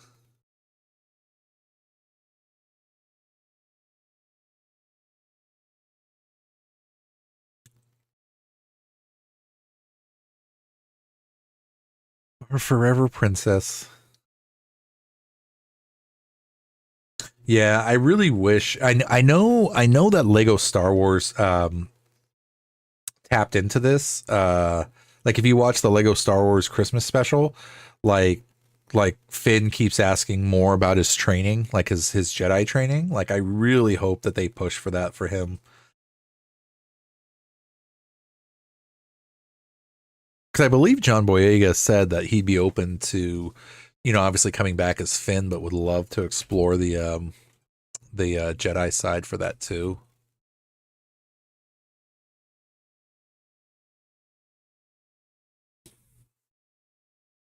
Because it says Finn FN 2187 is widely considered force sensitive within the Star Wars sequel trilogy, with strong implications of latent Jedi potential, though he never formally becomes a Jedi Knight. Hints in The Force Awakens and The Rise of Skywalker, alongside confirmation from actor John Boyega, suggest a planned trajectory toward him being a Jedi that was not fully realized on screen, with Finn instead serving as a crucial, brave, non-Jedi leader in the Resistance.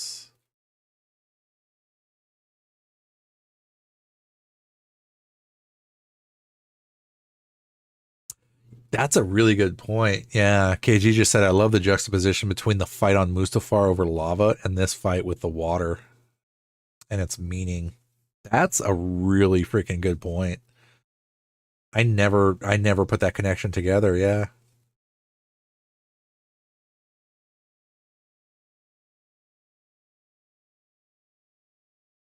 Yeah. I think so. Yeah. Finn will definitely be a Jedi. I think so. I think he'll definitely be a part of the new Jedi Order.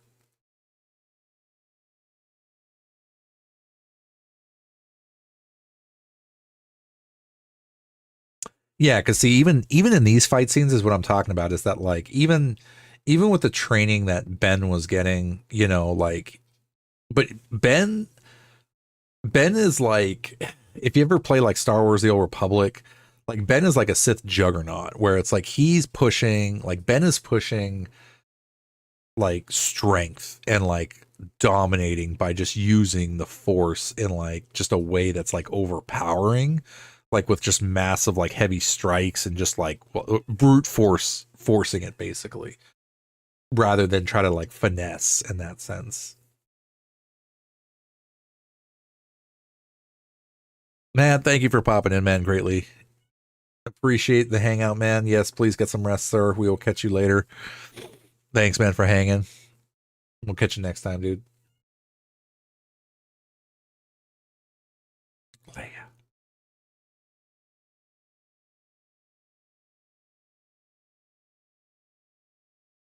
And I think a Kirby wants to come in. All right, we'll get re-suited up and stick around for the last just about hour left of the stream.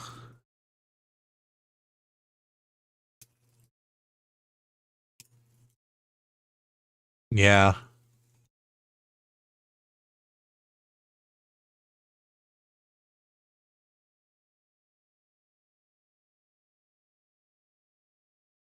Yeah, it's like you let go of all that anger and that hate.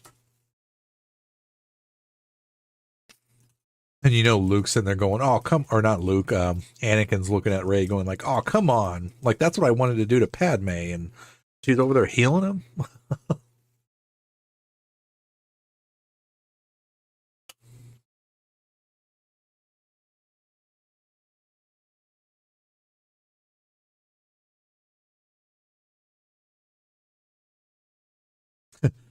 The whole point was him to try to, the whole point was for him to try to save Padme by healing her somehow, knowing that she was going to die. And she literally they save each other from death.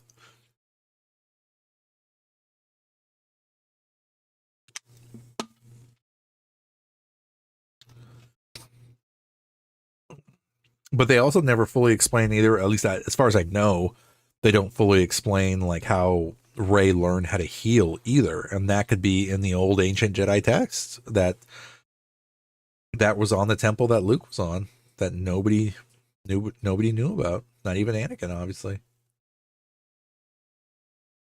That was just something that existed. Yeah. That's part of the balance in the prophecy, yeah. Was all the events had to play out the way they did.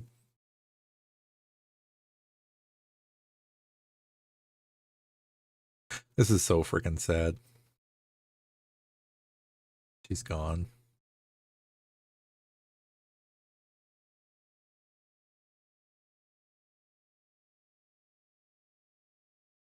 That just hurts to see. It really does. Chewie just falls to his knees and just starts banging the ground. It's like she's dead too. Like that feeling sucks. Like she's dead too. First it was Han. Or actually no, first it was Obi-Wan. First it was Obi-Wan. Then Han. Then Luke. Now Leia. It's like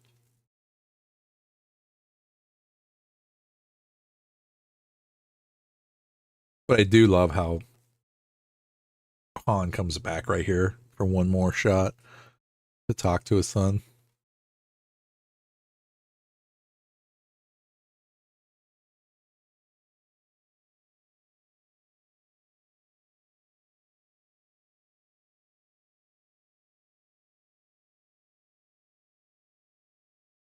Kylo Ren is dead.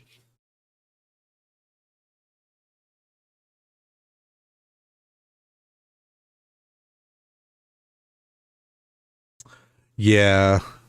Yeah, I'm not really sure what if that was supposed to be her or not, but you bring up a really good point. Yeah, KG said I think originally this would have been a chat between Leia and Ben, but with Carrie's passing, Harrison came back. Yeah, such a great scene. It absolutely is.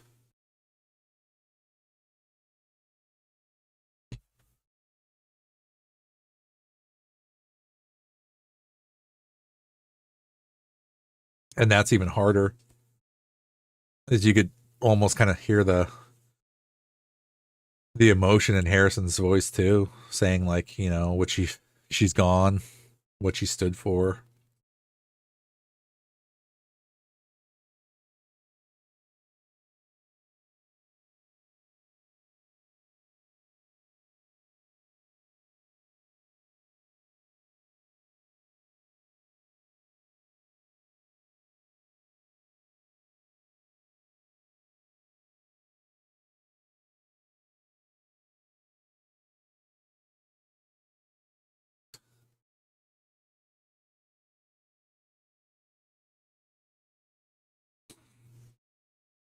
Yeah.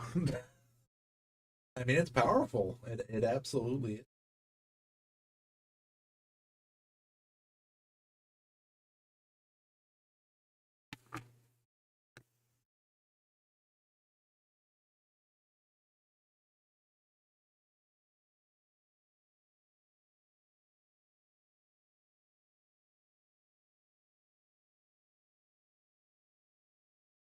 The Meonics. Oh.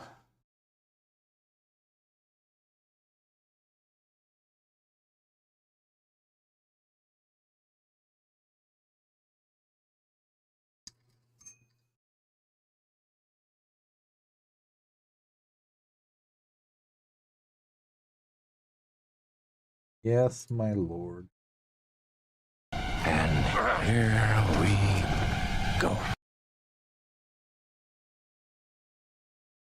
Here we go.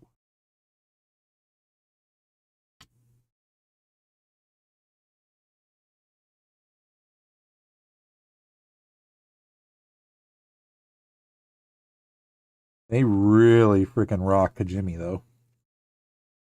Aiden says, "When am I going to play Call of Duty?" I will look into making sure I download it, Aiden, and if it's not this weekend, at least it'll be soon. I'll promise you that, my dude.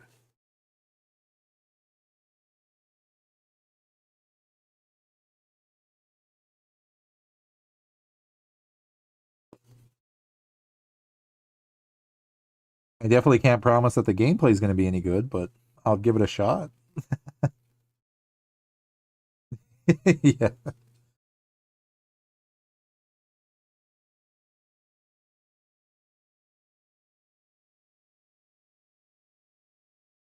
Final order begin.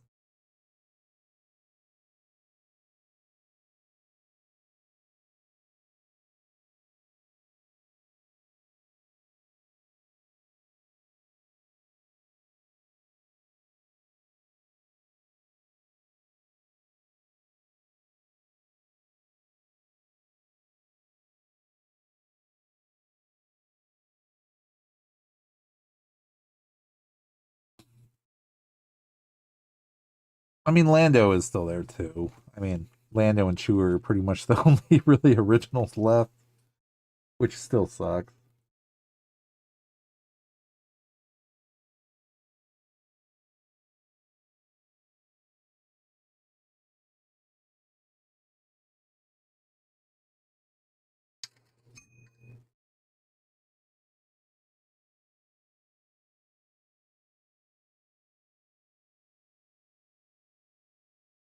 How do you fight an empire?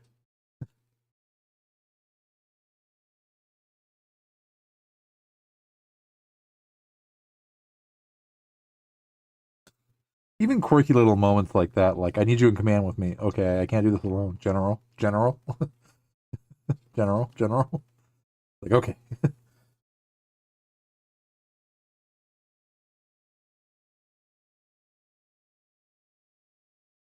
The Emperor wanted her alive.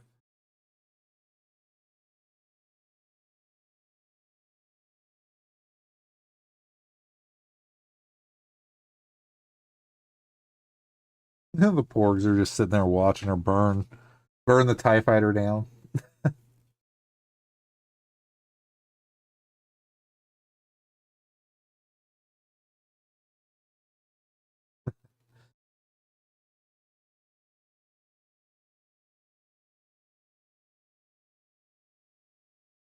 And then Luke catches the lightsaber.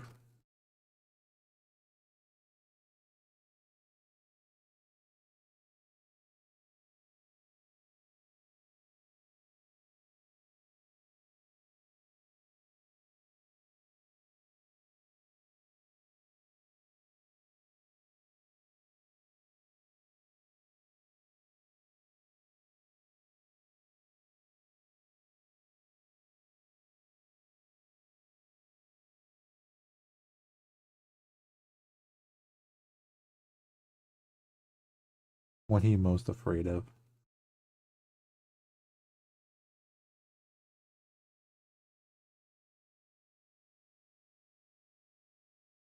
Fear leads to anger. Anger leads to hate. Hate leads to suffering. Didn't tell me.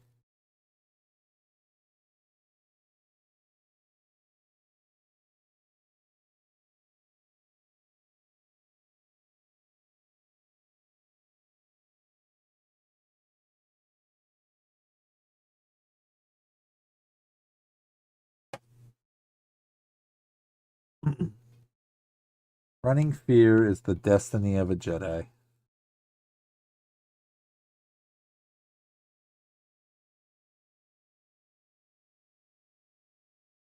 War will be lost.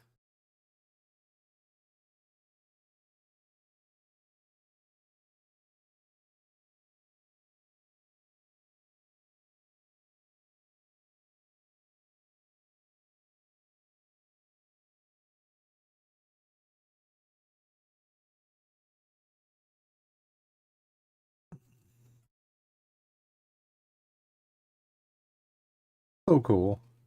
Watching them both fight each other with sabers.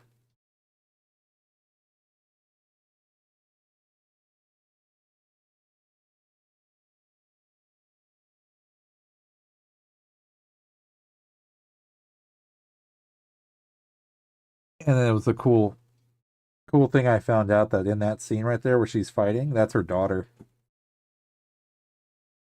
They just, redid Carrie's face over her in the mask, but that's her daughter playing her right there, which is an awesome layer. Saber is gorgeous. Yeah,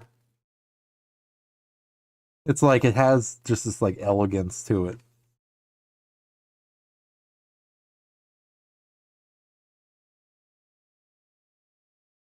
You have everything you need.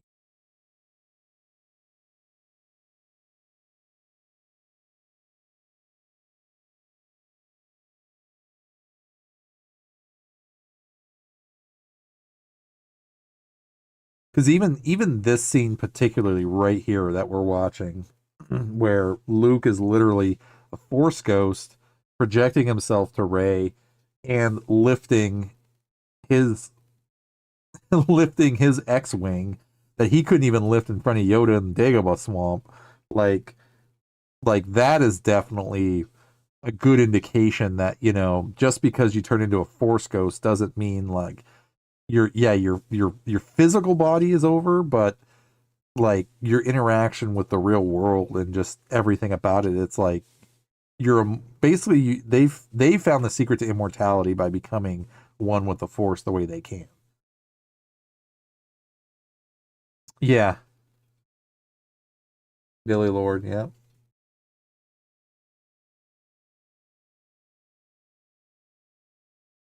I love this scene, and you are.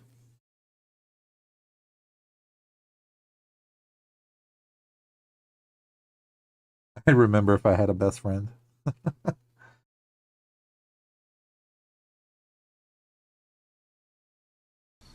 What? Did we just become best friends? Yup! Alpha, thank you for hanging, man. Yep, you have a great day. Be safe out there, sir. time to go do your adult thing. Absolutely. Appreciate it, my dude. We'll catch you next time, man.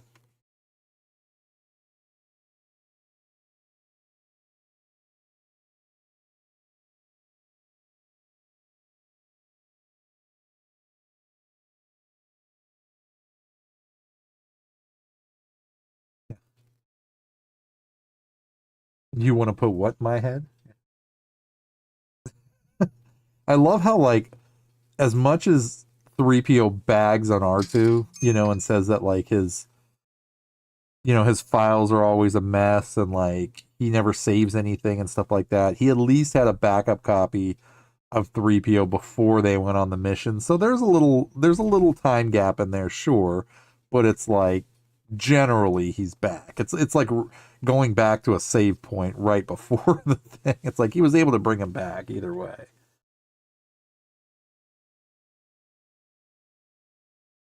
But I still love that concept that Star Wars is told from R2's point of view, because he's been there since day one in the beginning and he's always been there. So I hope they continue on at least that story for him, and R2's always part of everything also.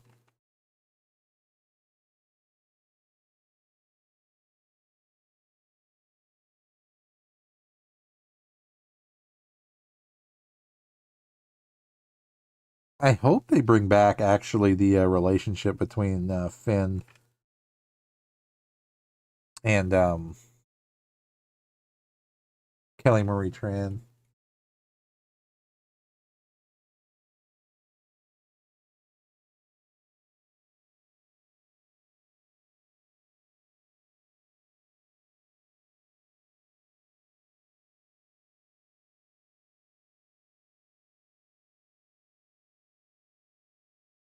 The Finn and Rose, because that was definitely something that I really wished they could have shown more, but with everything going on in the Rise of Skywalker, I mean they kind of different. No one's ever really gone. They were hammering that concept. They absolutely were. They were just like, look at what Yoda's doing. Look at what Luke's doing. like yeah.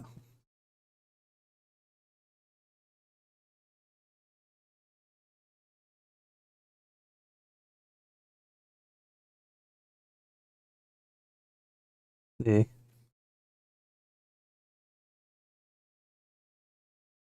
Yeah, I mean, like the I personally believe, yeah, that the new Jedi Order series is really going to be pushing the, like, relationships are okay. The again, the Luke and Mara Jade concept of, like, it's not that attachments are bad. It's just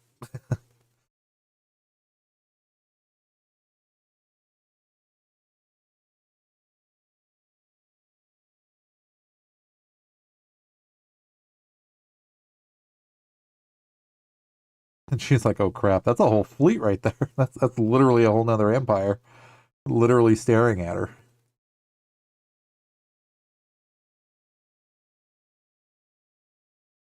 The Final Order. So yeah, I would like to believe that if the Final Order made the jump to Lightspeed and basically combined with the First Order, then yeah, they really probably would have been screwed.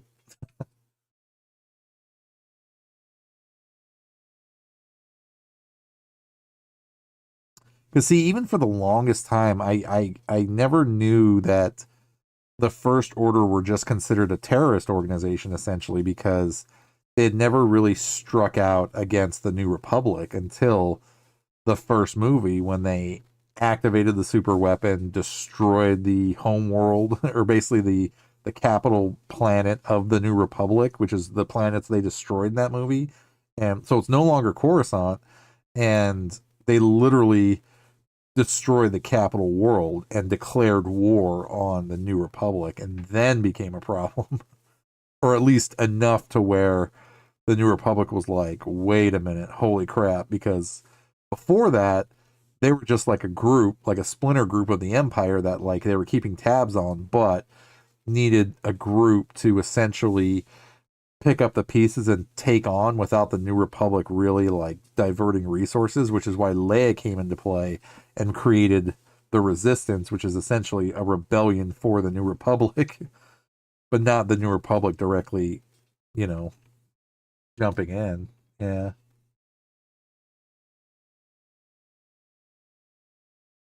Yeah. And that's what Luke broke from in his new Jedi Order, was that, you know, he learned that the old ways, you know, worked for a while, but they eventually, you know, fell apart.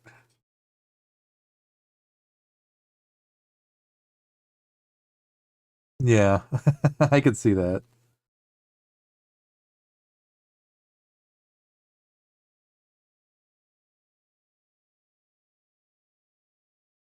That's why I was so excited to learn that Korriban is actually a canon planet. The Sith homeworld of Korriban actually exists. It's just Lucas didn't like the name Korriban because it sounded too much like Coruscant. So they just updated the name. Instead of Korriban, it's Moraban or Morabon. And that's like during the Sith times they called it Korriban, but then in the like New Republic age or the Empire age they call it Moraban. Dominator Unlurked. Welcome back, sir. Beskar hugs for that man. Back from driving. Welcome back, sir. Yes, we are an hour, 42 minutes, 8, 9 seconds, 10, 11, 12, fighting the first, actually the final order. Sorry, the final order. Landing a troop carrier. They're not using speeders.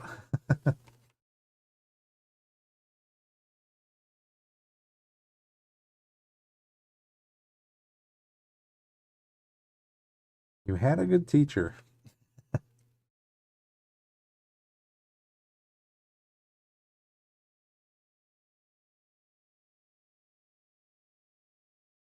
Oh, there's those red troopers.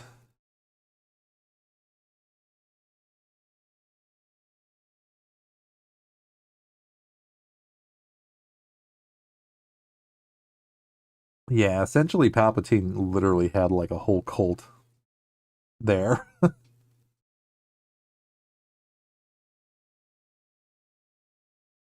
See, and part of me really thinks too is that like they didn't kill everybody there either. Like there had to be somebody that survived in that whole group that was watching them all.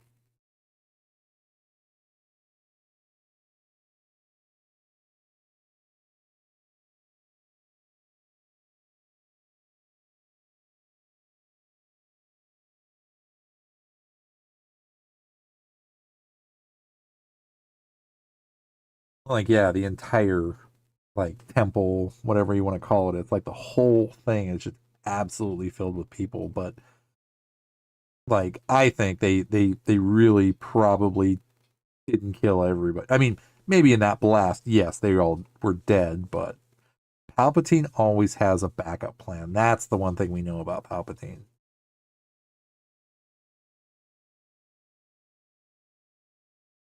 The Sith troopers were really cool. Like that's one of my favorite classes to play in Star Wars Battlefront 2.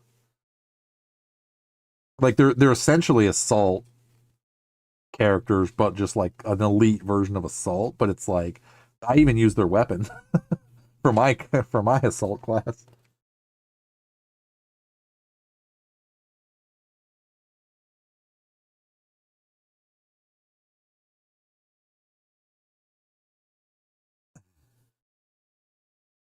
Come to end them as a Jedi. I still subscribe to the spoiler alert to anybody that has not seen The Bad Batch, but once they finally explained, or Kylo explained to her who her parents were and where her lineage came from,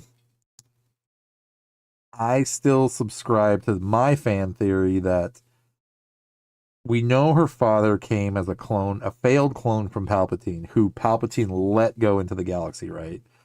But he was not force sensitive at all.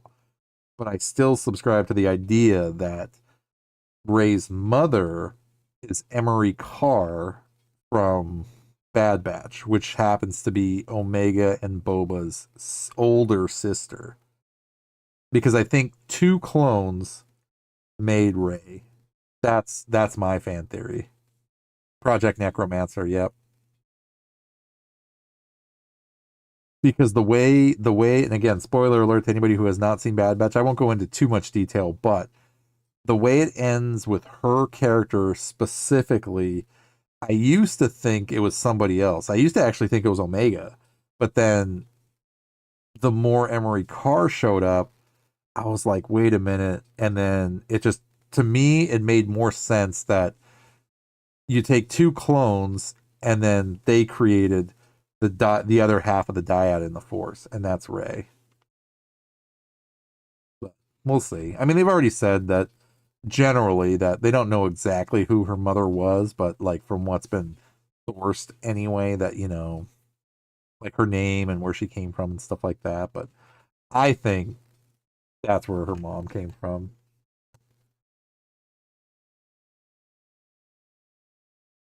I don't know, R2.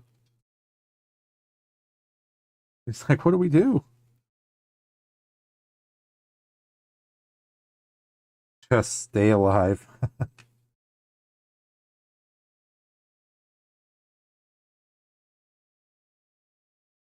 Yeah, that's a lot of cultists.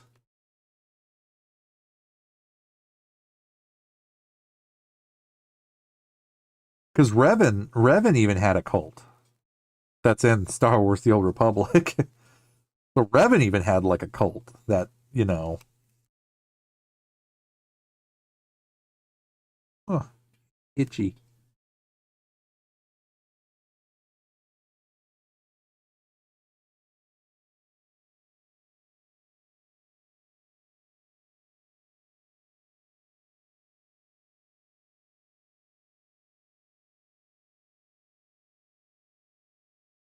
God from Heaven 2525 said hi. Hello there. I hope you're having a great and safe week in your part of the galaxy, sir. We are currently 1 hour, 47 minutes, 59 seconds into Star Wars Episode 9, The Rise of Skywalker. Yes, we are actively watching it as we speak.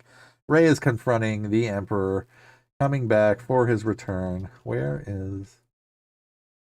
Hello there. Hello there.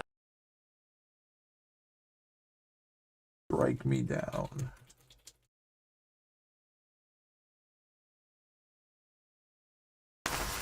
General Kenobi. Thank you, Dom.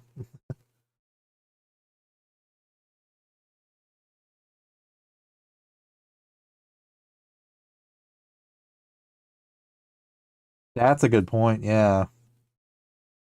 He says Revan and Bastilla were likely the previous dyad. Yeah, that's a really good point.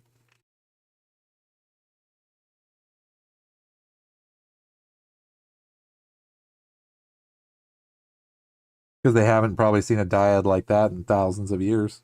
Yeah.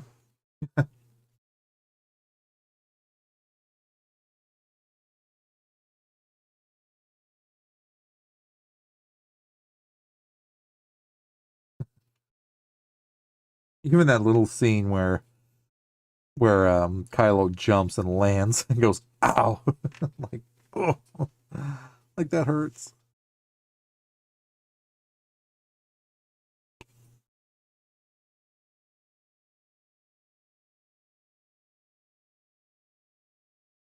Ow.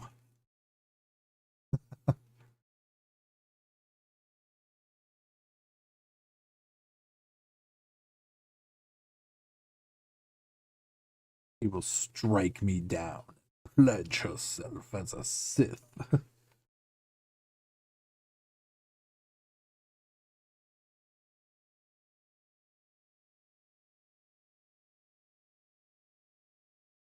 Even the Emperor the whole time was just like teasing her because all he wanted was her body, because she was the one that would be able to hold him.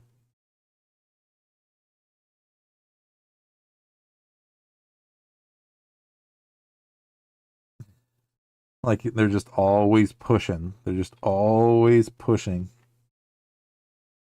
Being like, you want to fight.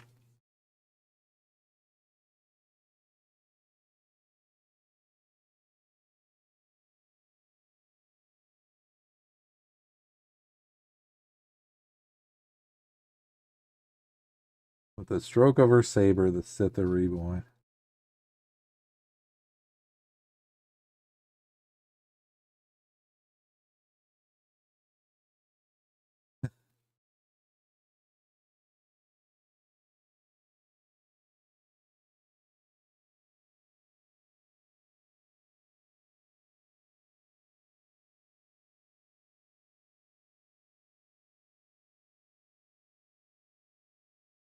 Make the sacrifice.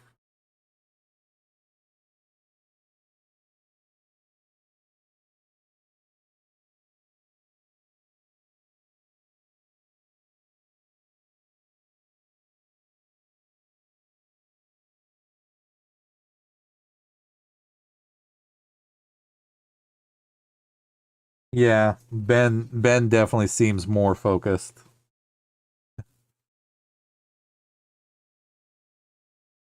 Yeah, you definitely see that.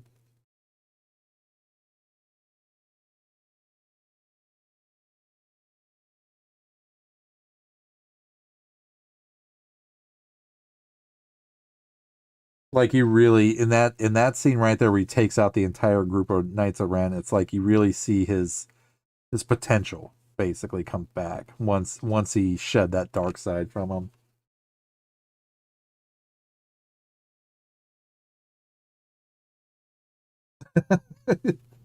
Yeah, Dom says a little incesty he father wanted her body.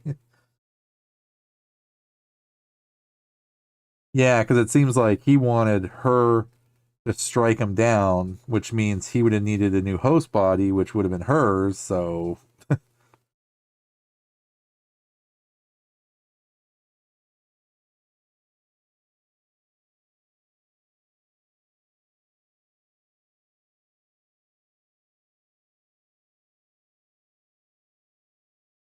unseen for generations.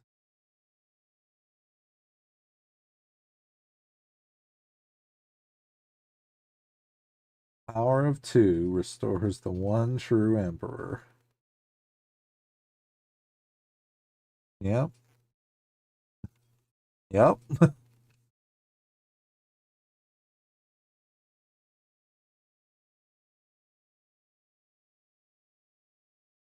I think Lego Star Wars has already done that. The Rebuild the Galaxy, because there is a dark ray there.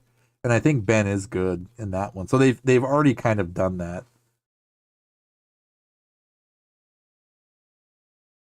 But that's where I'm curious to see where they go with her dark side lineage, because again, in the legends, Luke went to the dark side and trained under Palpatine when he came back, because Luke wanted to learn the entirety of the Force. So he willingly gave himself to the dark side and became bad. So I mean, I'm curious to see what, if anything, they do end up doing with Rey in that sense.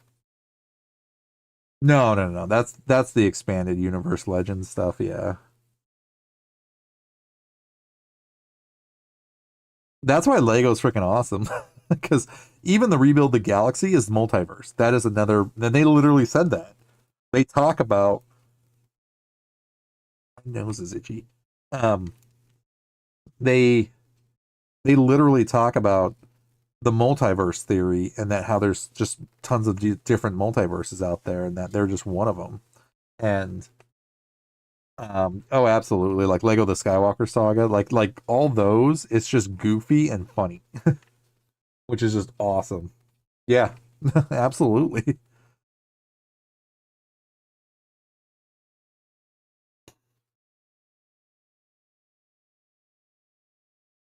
And they don't even really go into detail about how many people showed up for that final fight as far as who was a part of it, other than certain characters, obviously. But hey, hey, Zuri. But even then, like, people from Starfighter are probably going to be, in this scene or whatever, right? Like there's so much they could expand into, like, leading into this fight and whatever. Yeah.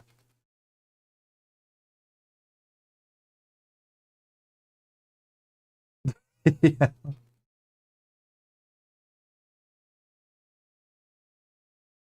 Oh, absolutely. It's just awesome.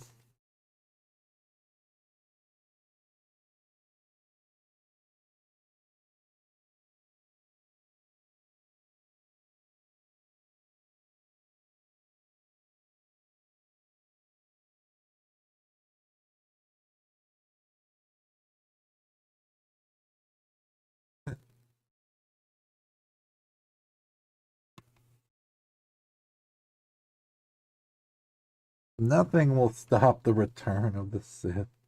Yep, there's Mr. Crackly Fingers. Literally just zappity zappeting everything.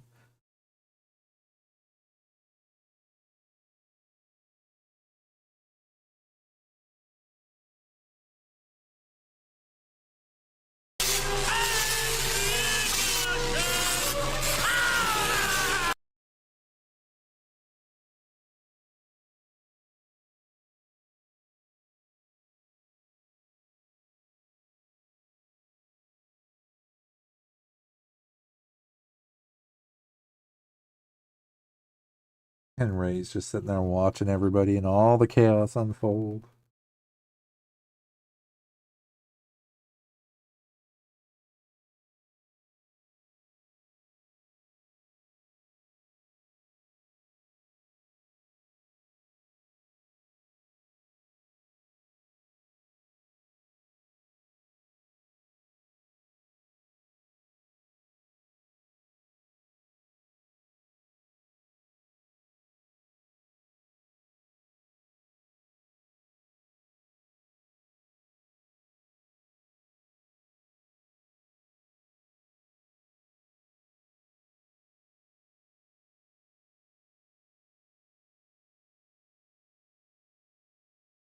See, the questionable thing that I've heard people also talk about is that when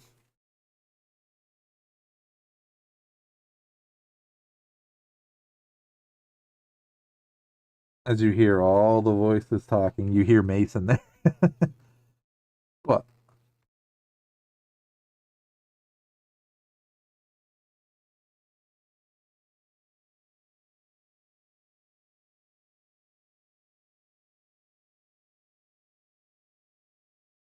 Force will be with you always.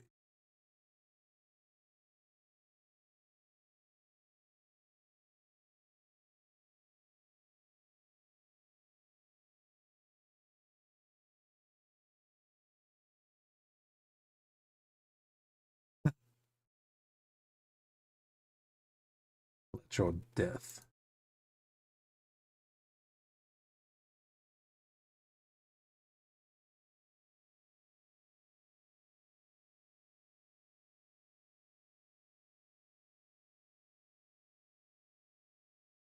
Yeah, Palpatine really kind of screwed them up bad.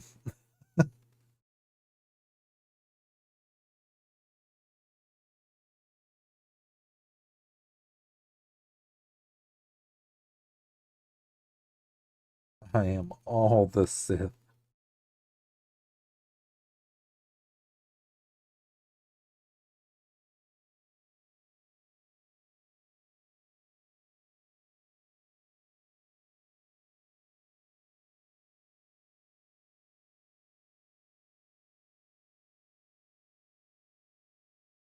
What's really cool though is that it's two blue-bladed lightsabers.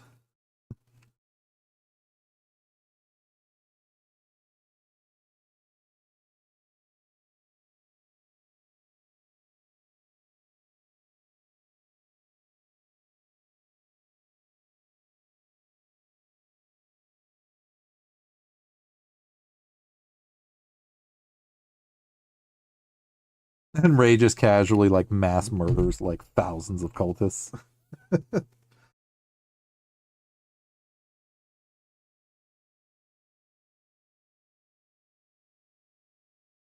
That's so freaking epic where he just stands there at the bridge and you just see this like from inside out. They're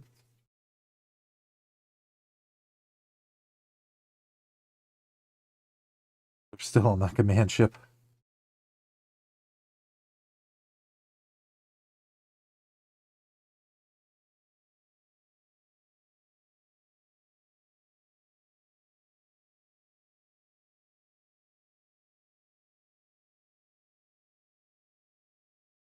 Not as fast as this ship.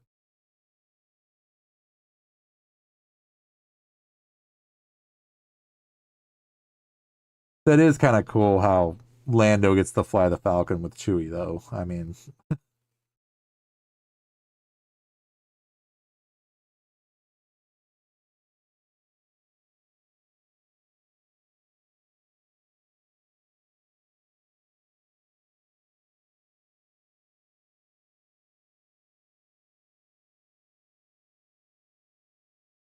like they literally destroyed like a whole other army right there.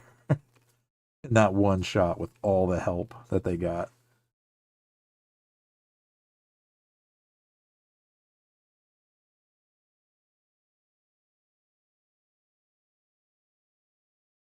So he could feel her life force falling.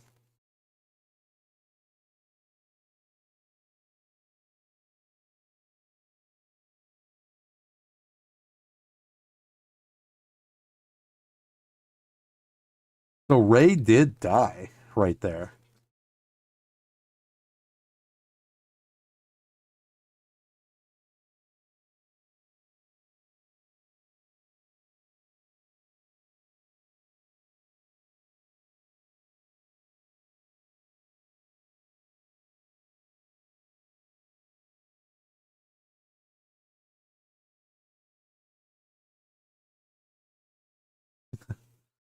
And Kylo is just like totally messed up. Yeah, I'd agree, Hunter, for sure.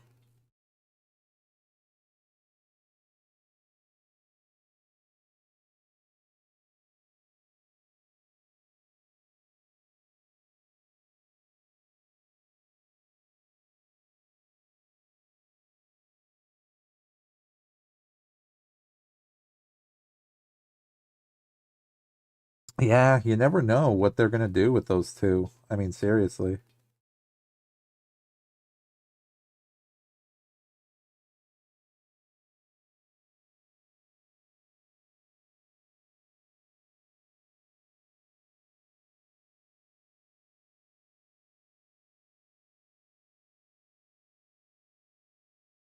Because even after what she did with Palpatine right there, I still believe he had some kind of backup plan.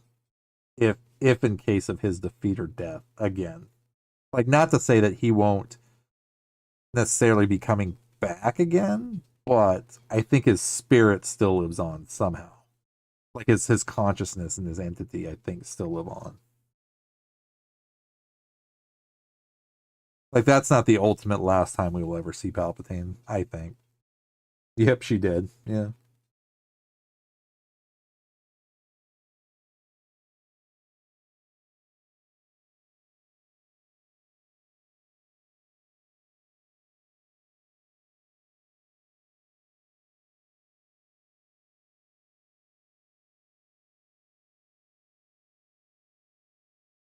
And there's the kiss.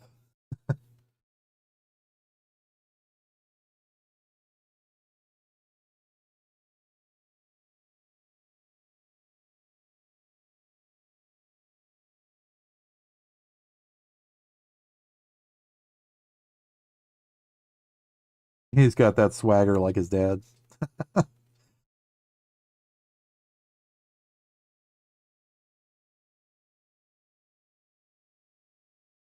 Why didn't you force heal me? I know. Because they were in the ancient Jedi texts, which were on the planet that Luke found that nobody knew about or forgot.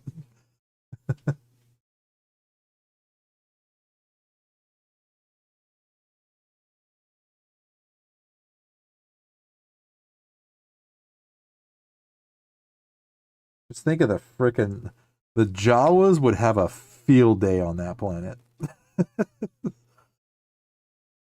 With all that wreckage. That's what I meant by Anakin would be sitting there going oh, come on. Look. That's what I wanted to do to Padme. Was she'd be dying and then I'd give her my life force and she'd live and we'd be happy.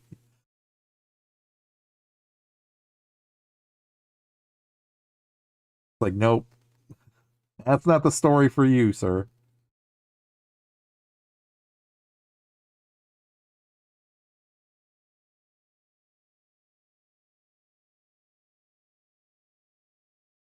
And I love the little flashbacks to there was Bespin, there's Andor. I got Andor on the brain. Andor. Jakku.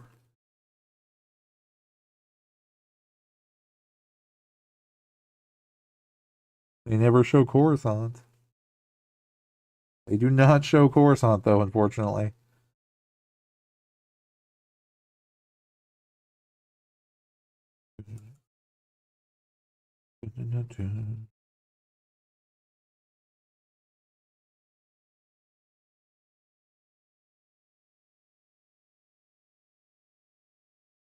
Oh, Chewie gave Rose a big old hug.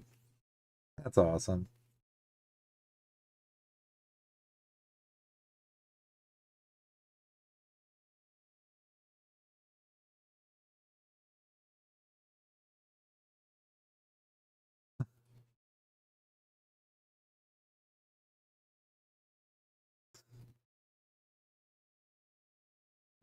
Poe's like, eh? Eh? Eh? He's like, no. Bring back Ben Solo. I mean, after watching this again and just that little teaser of they would have had a relationship, it's like you want to see more. There's got to be something more. Hunter's absolutely right, and now we wait till a new evil comes up. That's why I'm really, really, really curious to see what is going to be the next big bad for the new Jedi Order series, because the galaxy got invaded by the Yuzhan Vong. We know that was a huge 20 book saga that happened for the Star Wars universe for the new Jedi Order series, essentially. And it's there was craziness that definitely happened there. And yeah.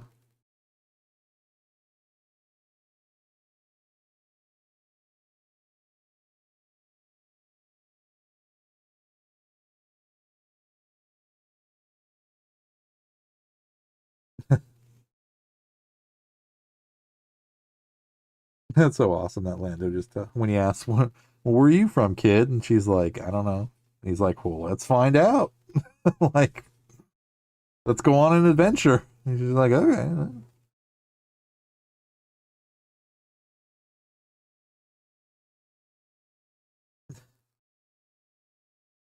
Yeah, the craziness is real. After all that, to finally meet up after the fact, knowing what they did, it's just got to be insane to think of.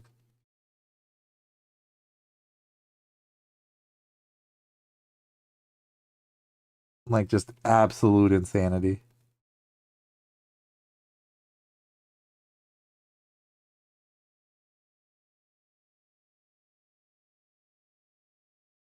All right, we're ending it. The Skywalker saga. Going back to where it began, from A New Hope, Star Wars Episode 4.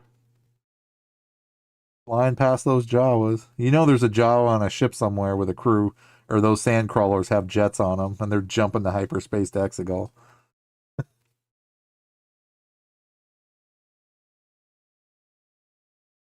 Grill is back with us. What's up, dude? We are just wrapping up, literally, Star Wars Episode 9, The Rise of Skywalker. I just commented on how the Jawas are probably in a sand crawler that has a hyperdrive on it, going after Exegol and all that nice trash and loot from over there. But Grill, I hope you're having a great and safe week, man. How are you doing, sir? Ray's just gotten back to the Lars homestead where it all began.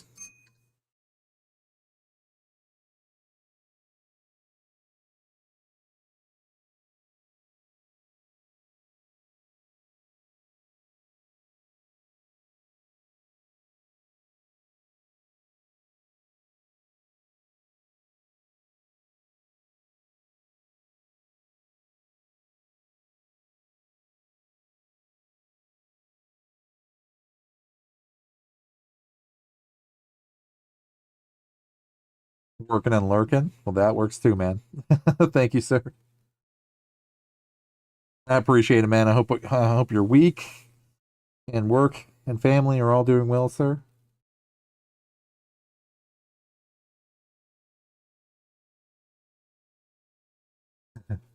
Here's the part. I'm Ray. Ray who?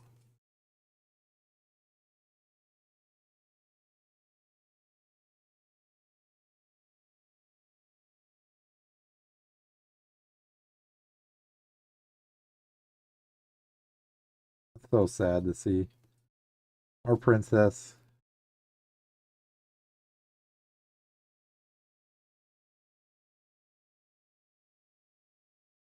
Ray Skywalker.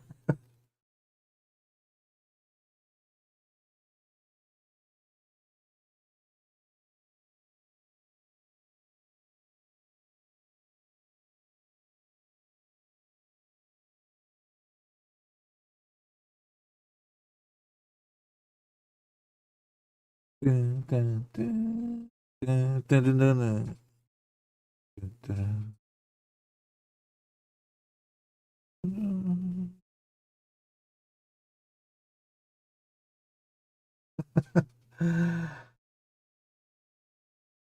And that's it.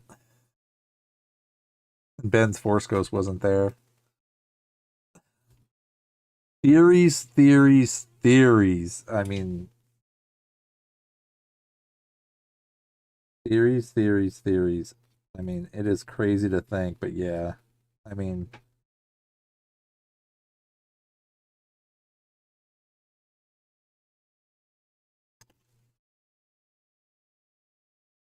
Hunter says, hang on one second. As I get my earbud out. That definitely is a better way than I was doing it before. Hunter says I was in the movie theaters when they booed that part. I think I was probably too. I did see all these in the theaters, yes.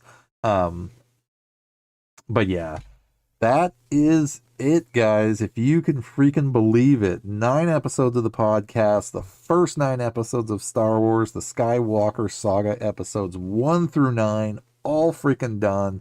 Dude, everybody else, awesome for Mandalore. Round of applause. That is freaking crazy awesome, guys.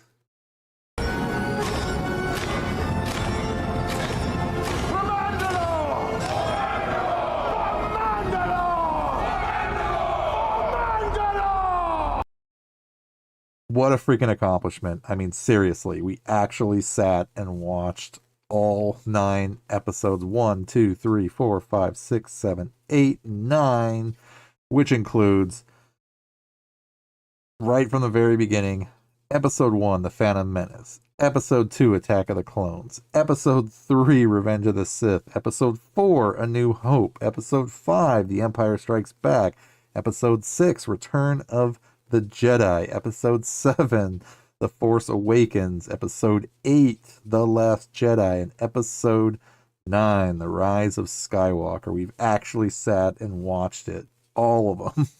So, oh, some people actually walked out so fast. I've never seen people move that fast. Grill has a great question. what is next? I will tell you exactly what is next. So, and I don't have the poster to put up, unfortunately, because I didn't grab it yet, but I will.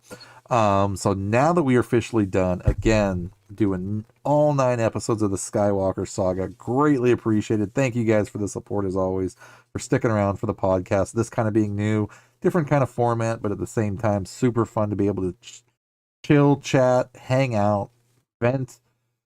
Tell me your feelings. That's what this podcast and talk show is basically all about, is just what we're watching and just going off about it, and good, bad, indifferent, whatever. Close. So basically what's next? What's next? Starting next week, we are going to watch the next movie in the Star Wars catalog. Well, one of the next movies is Solo, a Star Wars story. That's going to be next, because after we do next Wednesday's Solo, a Star Wars story, we're going to be doing Andor, because I have seen Andor season 1.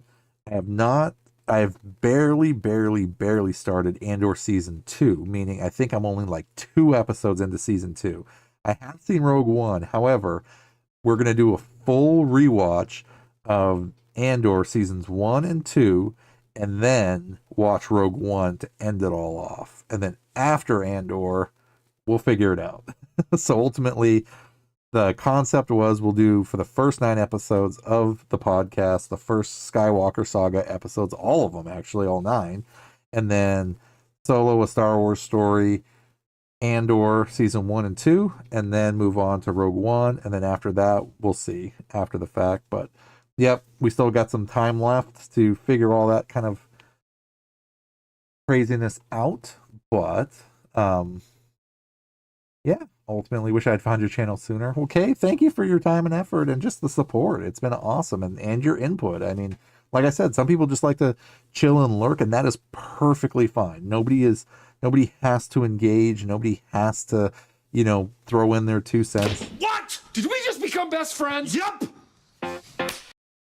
I just added that one, actually. But yeah, ultimately, again, like, I want everyone to be comfortable, be, as casual as you possibly can, meaning whether you just want to sit here and just listen to us blather on about this, that, or the other during the podcast, or when we're playing games and just chatting regularly about this, that, or the other, that kind of deal, that is perfectly fine as well. The known Dark Senate Imperial Overlord, are you actually live, or is this recorded? This is live, actually. Oops, as I just knocked the mic over. This is live. This is me live, yes, with the hands and the lightning fingers. My purple nail polish is falling off, though, however. But yes, this is live. We are officially live cosplaying. Yes, I am a cosplaying Mandalorian Jedi on Twitch, dual streaming Twitch and YouTube.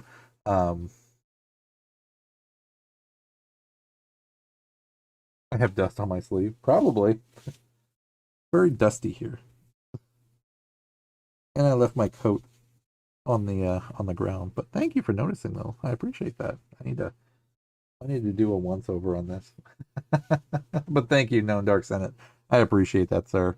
But yes, I am a cosplaying Mandalorian Jedi, streaming both on Twitch and YouTube. Stream days are Wednesday through Sunday. Wednesday night is my podcast, which is this right here. We interactive chat and talk during a live watch party of the current whatever we're watching. And right now we just finished with Rise of Skywalker right there.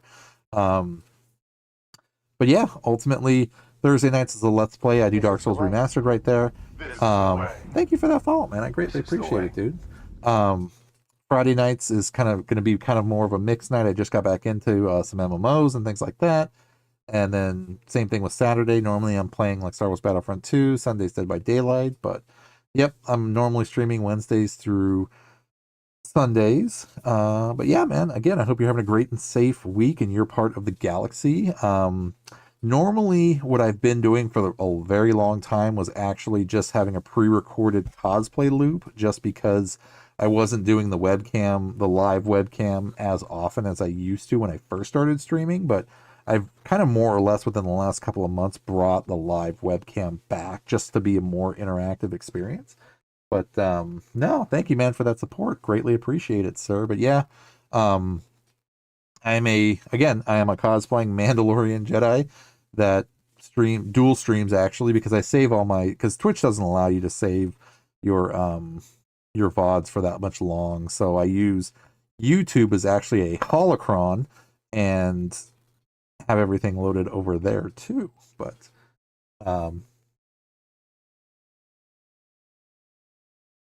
you expanded a D&D campaign to 8 groups, 40 plus players, still Star Wars. That is freaking awesome, man. Yes.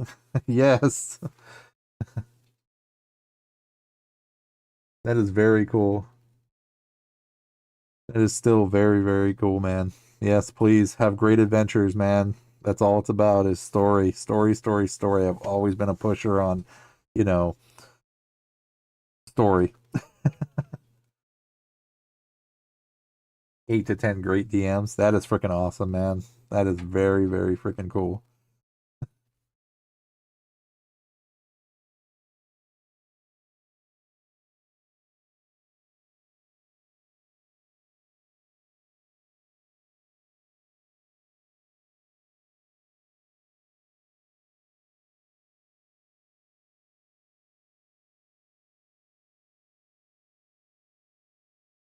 What about the droid attack on the Wookiees?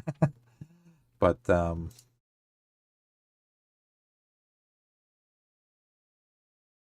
they want to get you to reconsider the offer joining one day. I absolutely would. I absolutely would, to be honest. It's just time frame, scheduling, time. It's just it's rough. It's absolutely rough at this point in time. But I again never say never. I was a bit nervous. Sorry, Kay. I did not see this right now. I was talking to the known Dark Senate for a second. I was a bit nervous that this would be yet another negative channel, but you seem to have found actual balance in the Force. That's refreshing. Asylum is an accurate description. And that's what I mean is that, like, for me, and just the way, like, I've always wanted to represent the channel is Darth Asylum isn't necessarily a person. Let me put it to you that way. It's a place. And people can be a Darth Asylum too, like a place of comfort and protection and safety from the darkness, which is why Darth means dark and asylum means protection. So it's like Dark Asylum, essentially, or dark protection, I guess would be the overall translation. And before I used to say, it's not a person, it's a place. But then I rethought that and was like, well, actually, it can be a person because, anybody can be a person that's helping protect, from the darkness and giving, protection and things like that. I'm actually surprised you trust us to see you live. No. Again, I always say you guys are the legends. It is always an honor and a privilege for me to hang out and know all of you. Please remember that. No take backsies, infinity. But yes, it was because even when I first started streaming too, like I was live wearing the helmet and the armor and everything like that. And then over time, it just got to be a little much, even with the younglings and everything. So it's like, it was easier for me to kind of like scale that down. So this is how I actually would live stream, is just like this, And then after a while, once I did the pre-recorded loop, I changed it and kind of kept that way. I was more available, I should say, while I streamed in case, anybody needed me from my, side anyway. And, it's just what worked for me, obviously, and what works for everybody else doesn't work for everybody, but at the same time, for me personally, it worked. And then after a long hiatus, basically break, after a while, I was just like, you know what? It would be fun to actually come back to a live format, and once I've done that, it's made things just that much more funner. Not to say that it hasn't been fun. It's absolutely been a blast and great because I get to meet all of you guys. I get to hang out with all of you guys and just talk again and chat and chill and just hang out in general. And we all get to know each other and share our passions for what we truly, truly like. And that's just awesome.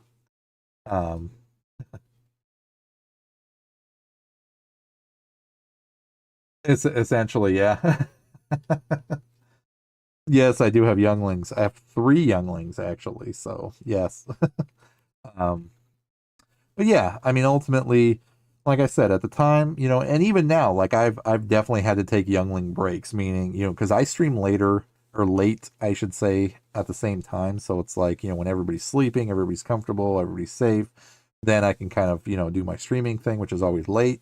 But at the same time, it still gives me that kind of fantasy break to be able to again hang out with all of you guys, cosplay, and kind of help bring another comfortable environment to the world, because, or not even just the world, the galaxy, because I always, always, always tell everybody that the galaxy needs more heroes than villains. So I'm just trying to help spread that positivity and give a safe space to everybody. So that way, you know what, we can just chill, hang out, be the nerds we are essentially, and just talk about what we love. And it doesn't even have to be Star Wars either. It could be Warhammer, it could be Star Trek, it could be Warcraft, it could be whatever, Lego, Lord of the Rings, it could be anything out there, sci-fi, fantasy, whatever, mystery, horror, it's like there's just so much cool stuff out there that's just so fun to just talk about and hang out about, and just just get excited about. And like when we start talking cosplay, that's when you really see me get fired up. And then Do or do not. There is no try. Yep. And that's why Domino's pizza. It's not bad pizza. I like it. But yeah, even even that saying of do or do not, and I love this, and I'll share this with everybody too, again, because the true meaning of do or do not gets lost in translation. And I love reading this to people now, again, now that I found out or found what, the true, like part of the true meaning. Because obviously it's because even the description says, do or do not, there is no try, is a famous quote from Master Yoda in Star Wars The Empire Strikes Back that emphasizes total commitment and action over half-hearted effort. And then ultimately this is what I'm getting at. It says it means to fully commit to a task rather than leaving room for failure by merely trying. The focus is on confidence and eliminating self-doubt. So the core meaning and interpretation is that trying, commitment over effort. So trying implies a prepared excuse for failure. So Yoda encourages doing, succeeding, or not doing, choosing not to act, as attempting without full commitment leads to failure. So the mindset management of that is the phrase is a lesson in removing mental limitations and self-doubt. It emphasizes that belief precedes action. So this is the part that I really liked, was no middle ground. It suggests that trying is just a non-committal way of not truly doing something. So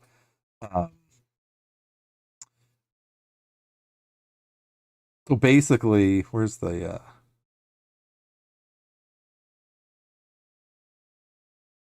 so basically it's either Do or do not.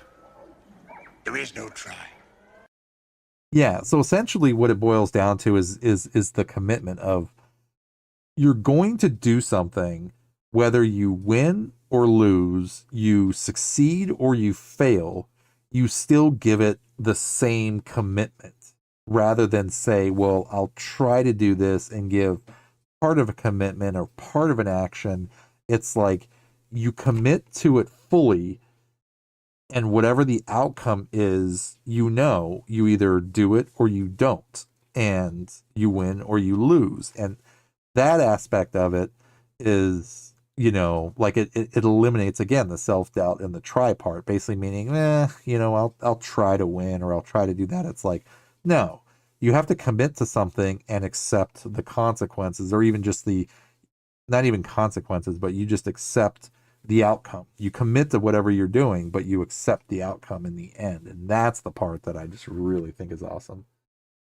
Never give up, never back down. Absolutely. what other cosplays do I do? So funny you ask. So right now, currently, I am actually working on a Stormtrooper cosplay. Yes, an Imperial Stormtrooper cosplay. I'm actually almost done with it. I'm working on I did a full head to toe suit fit. I'm working on the harness for it right now. And I think probably within the next maybe month or so, I'll be able to live stream cosplay with it. Yep. So yeah, I'm actually going to wear it and cosplay with it, but it's not going to be for the whole stream though, because when I wore that thing, it is freaking so uncomfortable that, and even the mask, like this mask does not fog up. It doesn't, because there's a lot of breathability in it.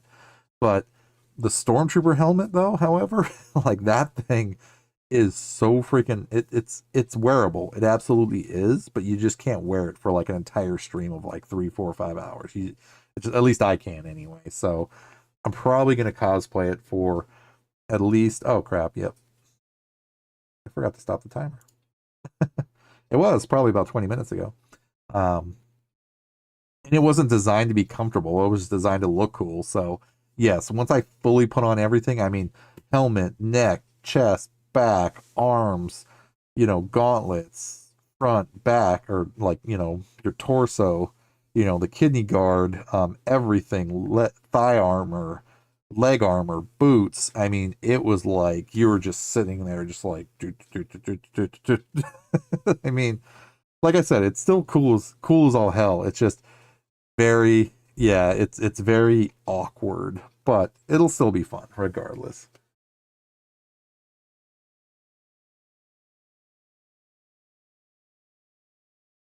Oh, you know what? I didn't even think of that. Yep, Grave. Yep, we are done with the movie. It is officially done. All 9 episodes are completed. So now next Wednesday is going to be Solo, a Star Wars story, and then the following Wednesday will be Andor season 1. Yep. So I'm thinking with the episodes being probably an hour and a half or about 40-45 minutes or so, I'm thinking we'll probably do at least 2 episodes at a time per pod. That way, at least it kind of cuts down from the like 2.5 to 3 hour streams, so that way it can be like a scaled down podcast of like, a good hour, hour and a half, that kind of thing. That way it's not too crazy. Yeah.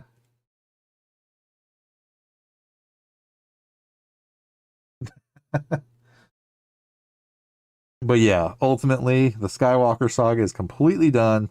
All the way 1 through 9. Yes, it is over. But now we can move on to newer and other things. So yeah, that's the general plan for now, is to do Solo, a Star Wars story, and then after that we'll do Andor seasons 1, season 2, Rogue One, and then after that I'll look into ultimately figuring out, okay, what are we going to do after that? So we'll see. We will see, but there's still plenty of time to figure it out, because even looking at I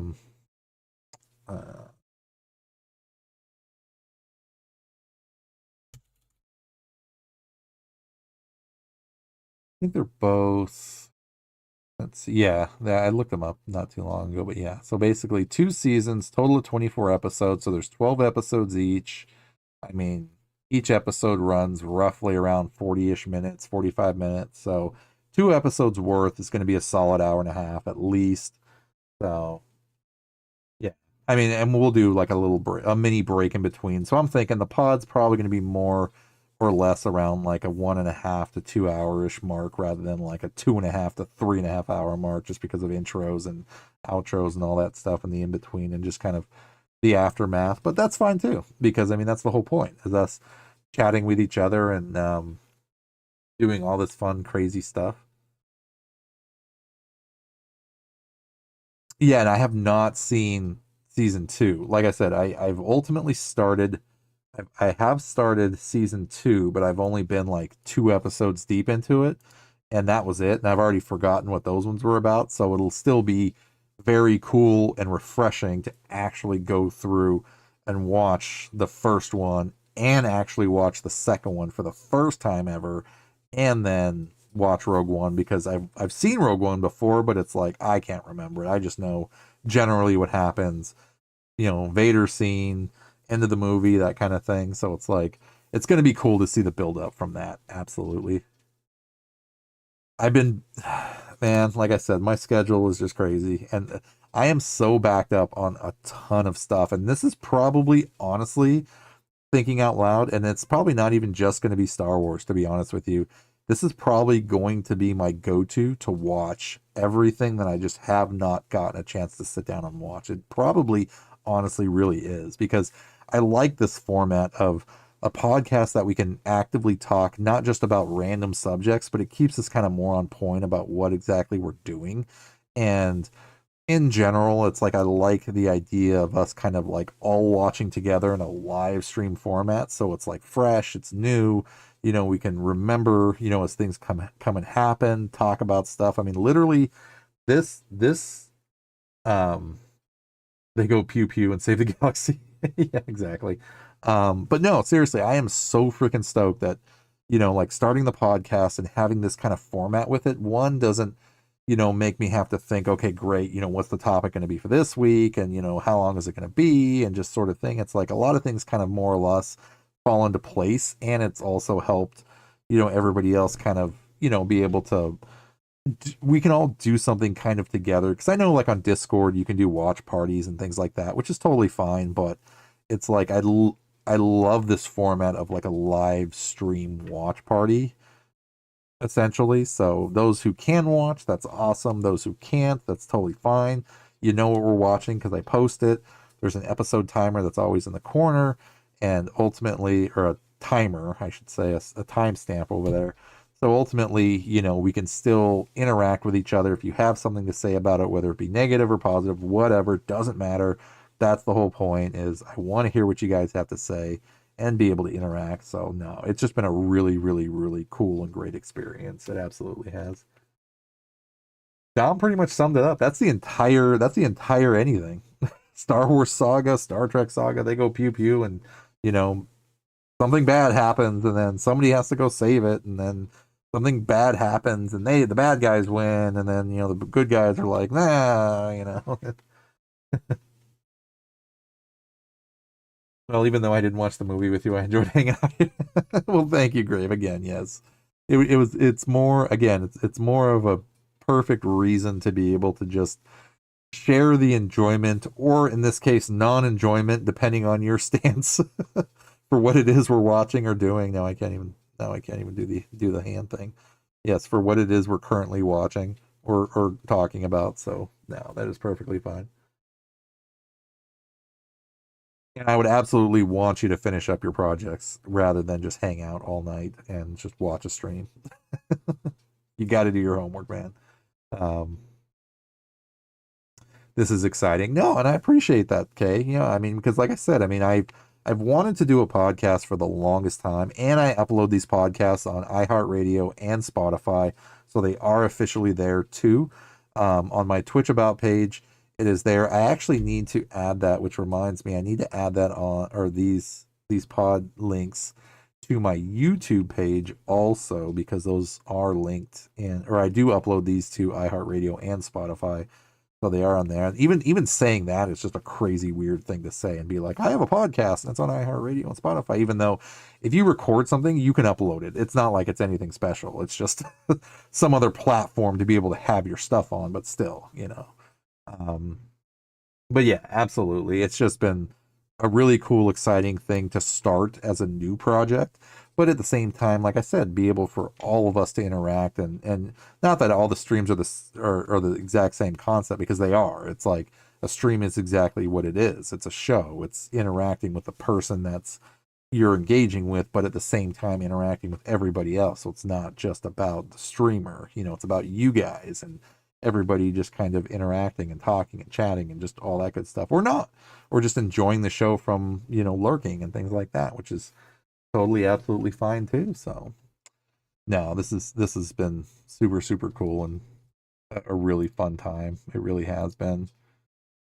But let us see. Wow, Shadow's still freaking on, man. Well, if Shadow's still on, then you know what? We're gonna raid Shadow. So That is absolutely what we are going to do. So again, thank you guys for your support. Thank you guys for hanging out. It's been crazy freaking awesome to be able to say we have done 9 episodes of the podcast. We have officially watched all 9 episodes of the Skywalker saga. We will be back next week, next Wednesday, with Solo, a Star Wars story. But yeah, stream days are Wednesday, Thursday, Friday, Saturday, Sunday. Usually trying to start, and I say trying in the sense, but I either do or I don't. I should say more or less. Around midnight my time, that's Pacific West Coast time. Wednesday night is the podcast. Thursday night is my Let's Play. Currently, right now, we are doing Dark Souls Remastered.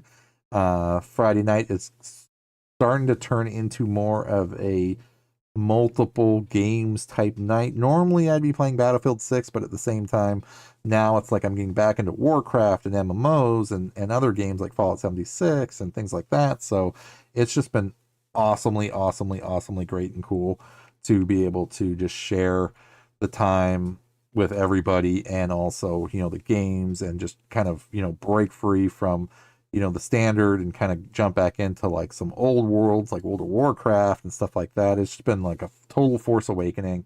Thank you, Kay, for your support, obviously, and everybody else who stuck around to just hang out, enjoy the chat, and yeah, just again, the podcast is a little different of a stream just because there's nothing really action oriented going on other than like the redeems popping up. But at least, you know, the way I formatted this is it is a talk show, it is a radio show, and it is about us talking with each other and interacting and things like that, more focused than a normal stream where if there's gameplay and things like that going on and stuff like that. But at least, again, I just love the way this format is working out and just having a really great time. But thank you again. Oh, Shadow just finished. Okay. Yeah, no worries, man. That is perfectly fine. Well, that is okay. Then we can just wrap things up. Okay.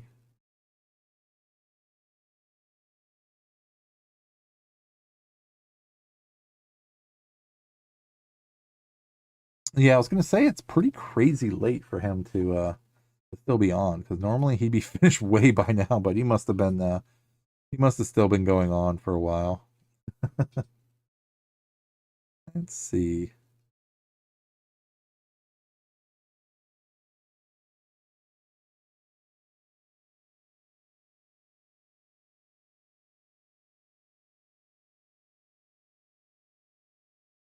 Oh well, maybe next time. I mean, honestly, Shadow's never on longer than I usually am, so I never get a chance to do that. So that's okay. That's okay. We will definitely do that next time then. But yes, again, so anybody new and returning to the stream, good morning, good afternoon, good evening, good night, you awesomely beautiful people of the galaxy, and welcome again to another episode of the Darth Asylum podcast. This happens to be episode number 9. I am your host of Darth Asylum, broadcasting live from hyperspace. And yes, from episode 9, we have watched episode 9 of Star Wars. That is the Rise of Skywalker right there. For those of you that did stick around to watch it, actually physically watch it, that is perfectly fine. And if you didn't, Brave, I'm looking at you for doing your homework. Good job, sir. But no, thank you guys again for your support. Thank you guys for being the awesome legends that you always are. No take backsies, infinity. But yes, this is another episode down of just not only the podcast, but a milestone of a podcast, because we finally actually sat and watched all 9 episodes of the Skywalker saga. So congrats, guys. That is crazy freaking awesome. We get to come back, watch some more stuff. And like I said, honestly, the way the podcast is working, it's probably going to be my focus to actually be able to sit and watch stuff, which includes actually like TV shows, movies, things like that. So don't be surprised if we round back into the world of Marvel and I finally start to watch all the Marvel movies and shows that I've missed all throughout this entire time. So yeah. Oh, no. It's awesome, man. Thank you guys for again hanging out. Thank you guys for the support. Thank you guys for being the awesome legends that you always all are. Again, shout outs to Hardcore Robbie for that raid. Thank you very much, man. And all the raiders that came along with him for sticking around. Greatly. Thank you guys very much. Yes, so I will be back later tonight, which is officially my Thursday now. Later Thursday night, that is, for me. I am Pacific West Coast time, so I will be coming back with some Dark Souls Remastered. So May the Force be with you. time for some more death runs in that sense, but making some progress in Dark Souls, which is very cool. So no, we'll be doing that later tonight. So basically Wednesday nights is always the podcast for me, because I do stream Wednesday through Sunday, so officially 5 days at this point, which is crazy enough as it is. But Wednesday night is the podcast. Thursday through May the Force be with you. Sunday is the gaming streams, I should say. So again, no, it is always crazy awesome. May the Force be with you guys as always. But no, thank you guys again for being the awesome legends that you all are. Thank you guys again for the support, and we will catch you guys all next time. So until then, be good, be safe, love you, and talk to you.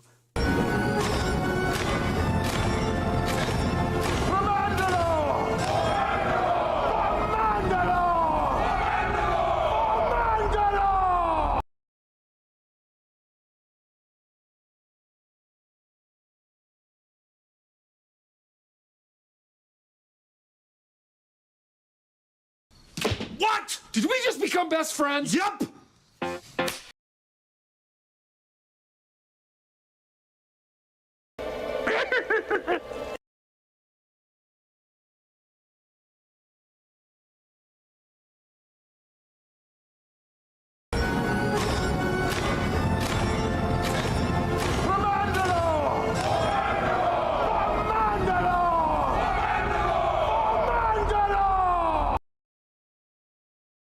This is the way.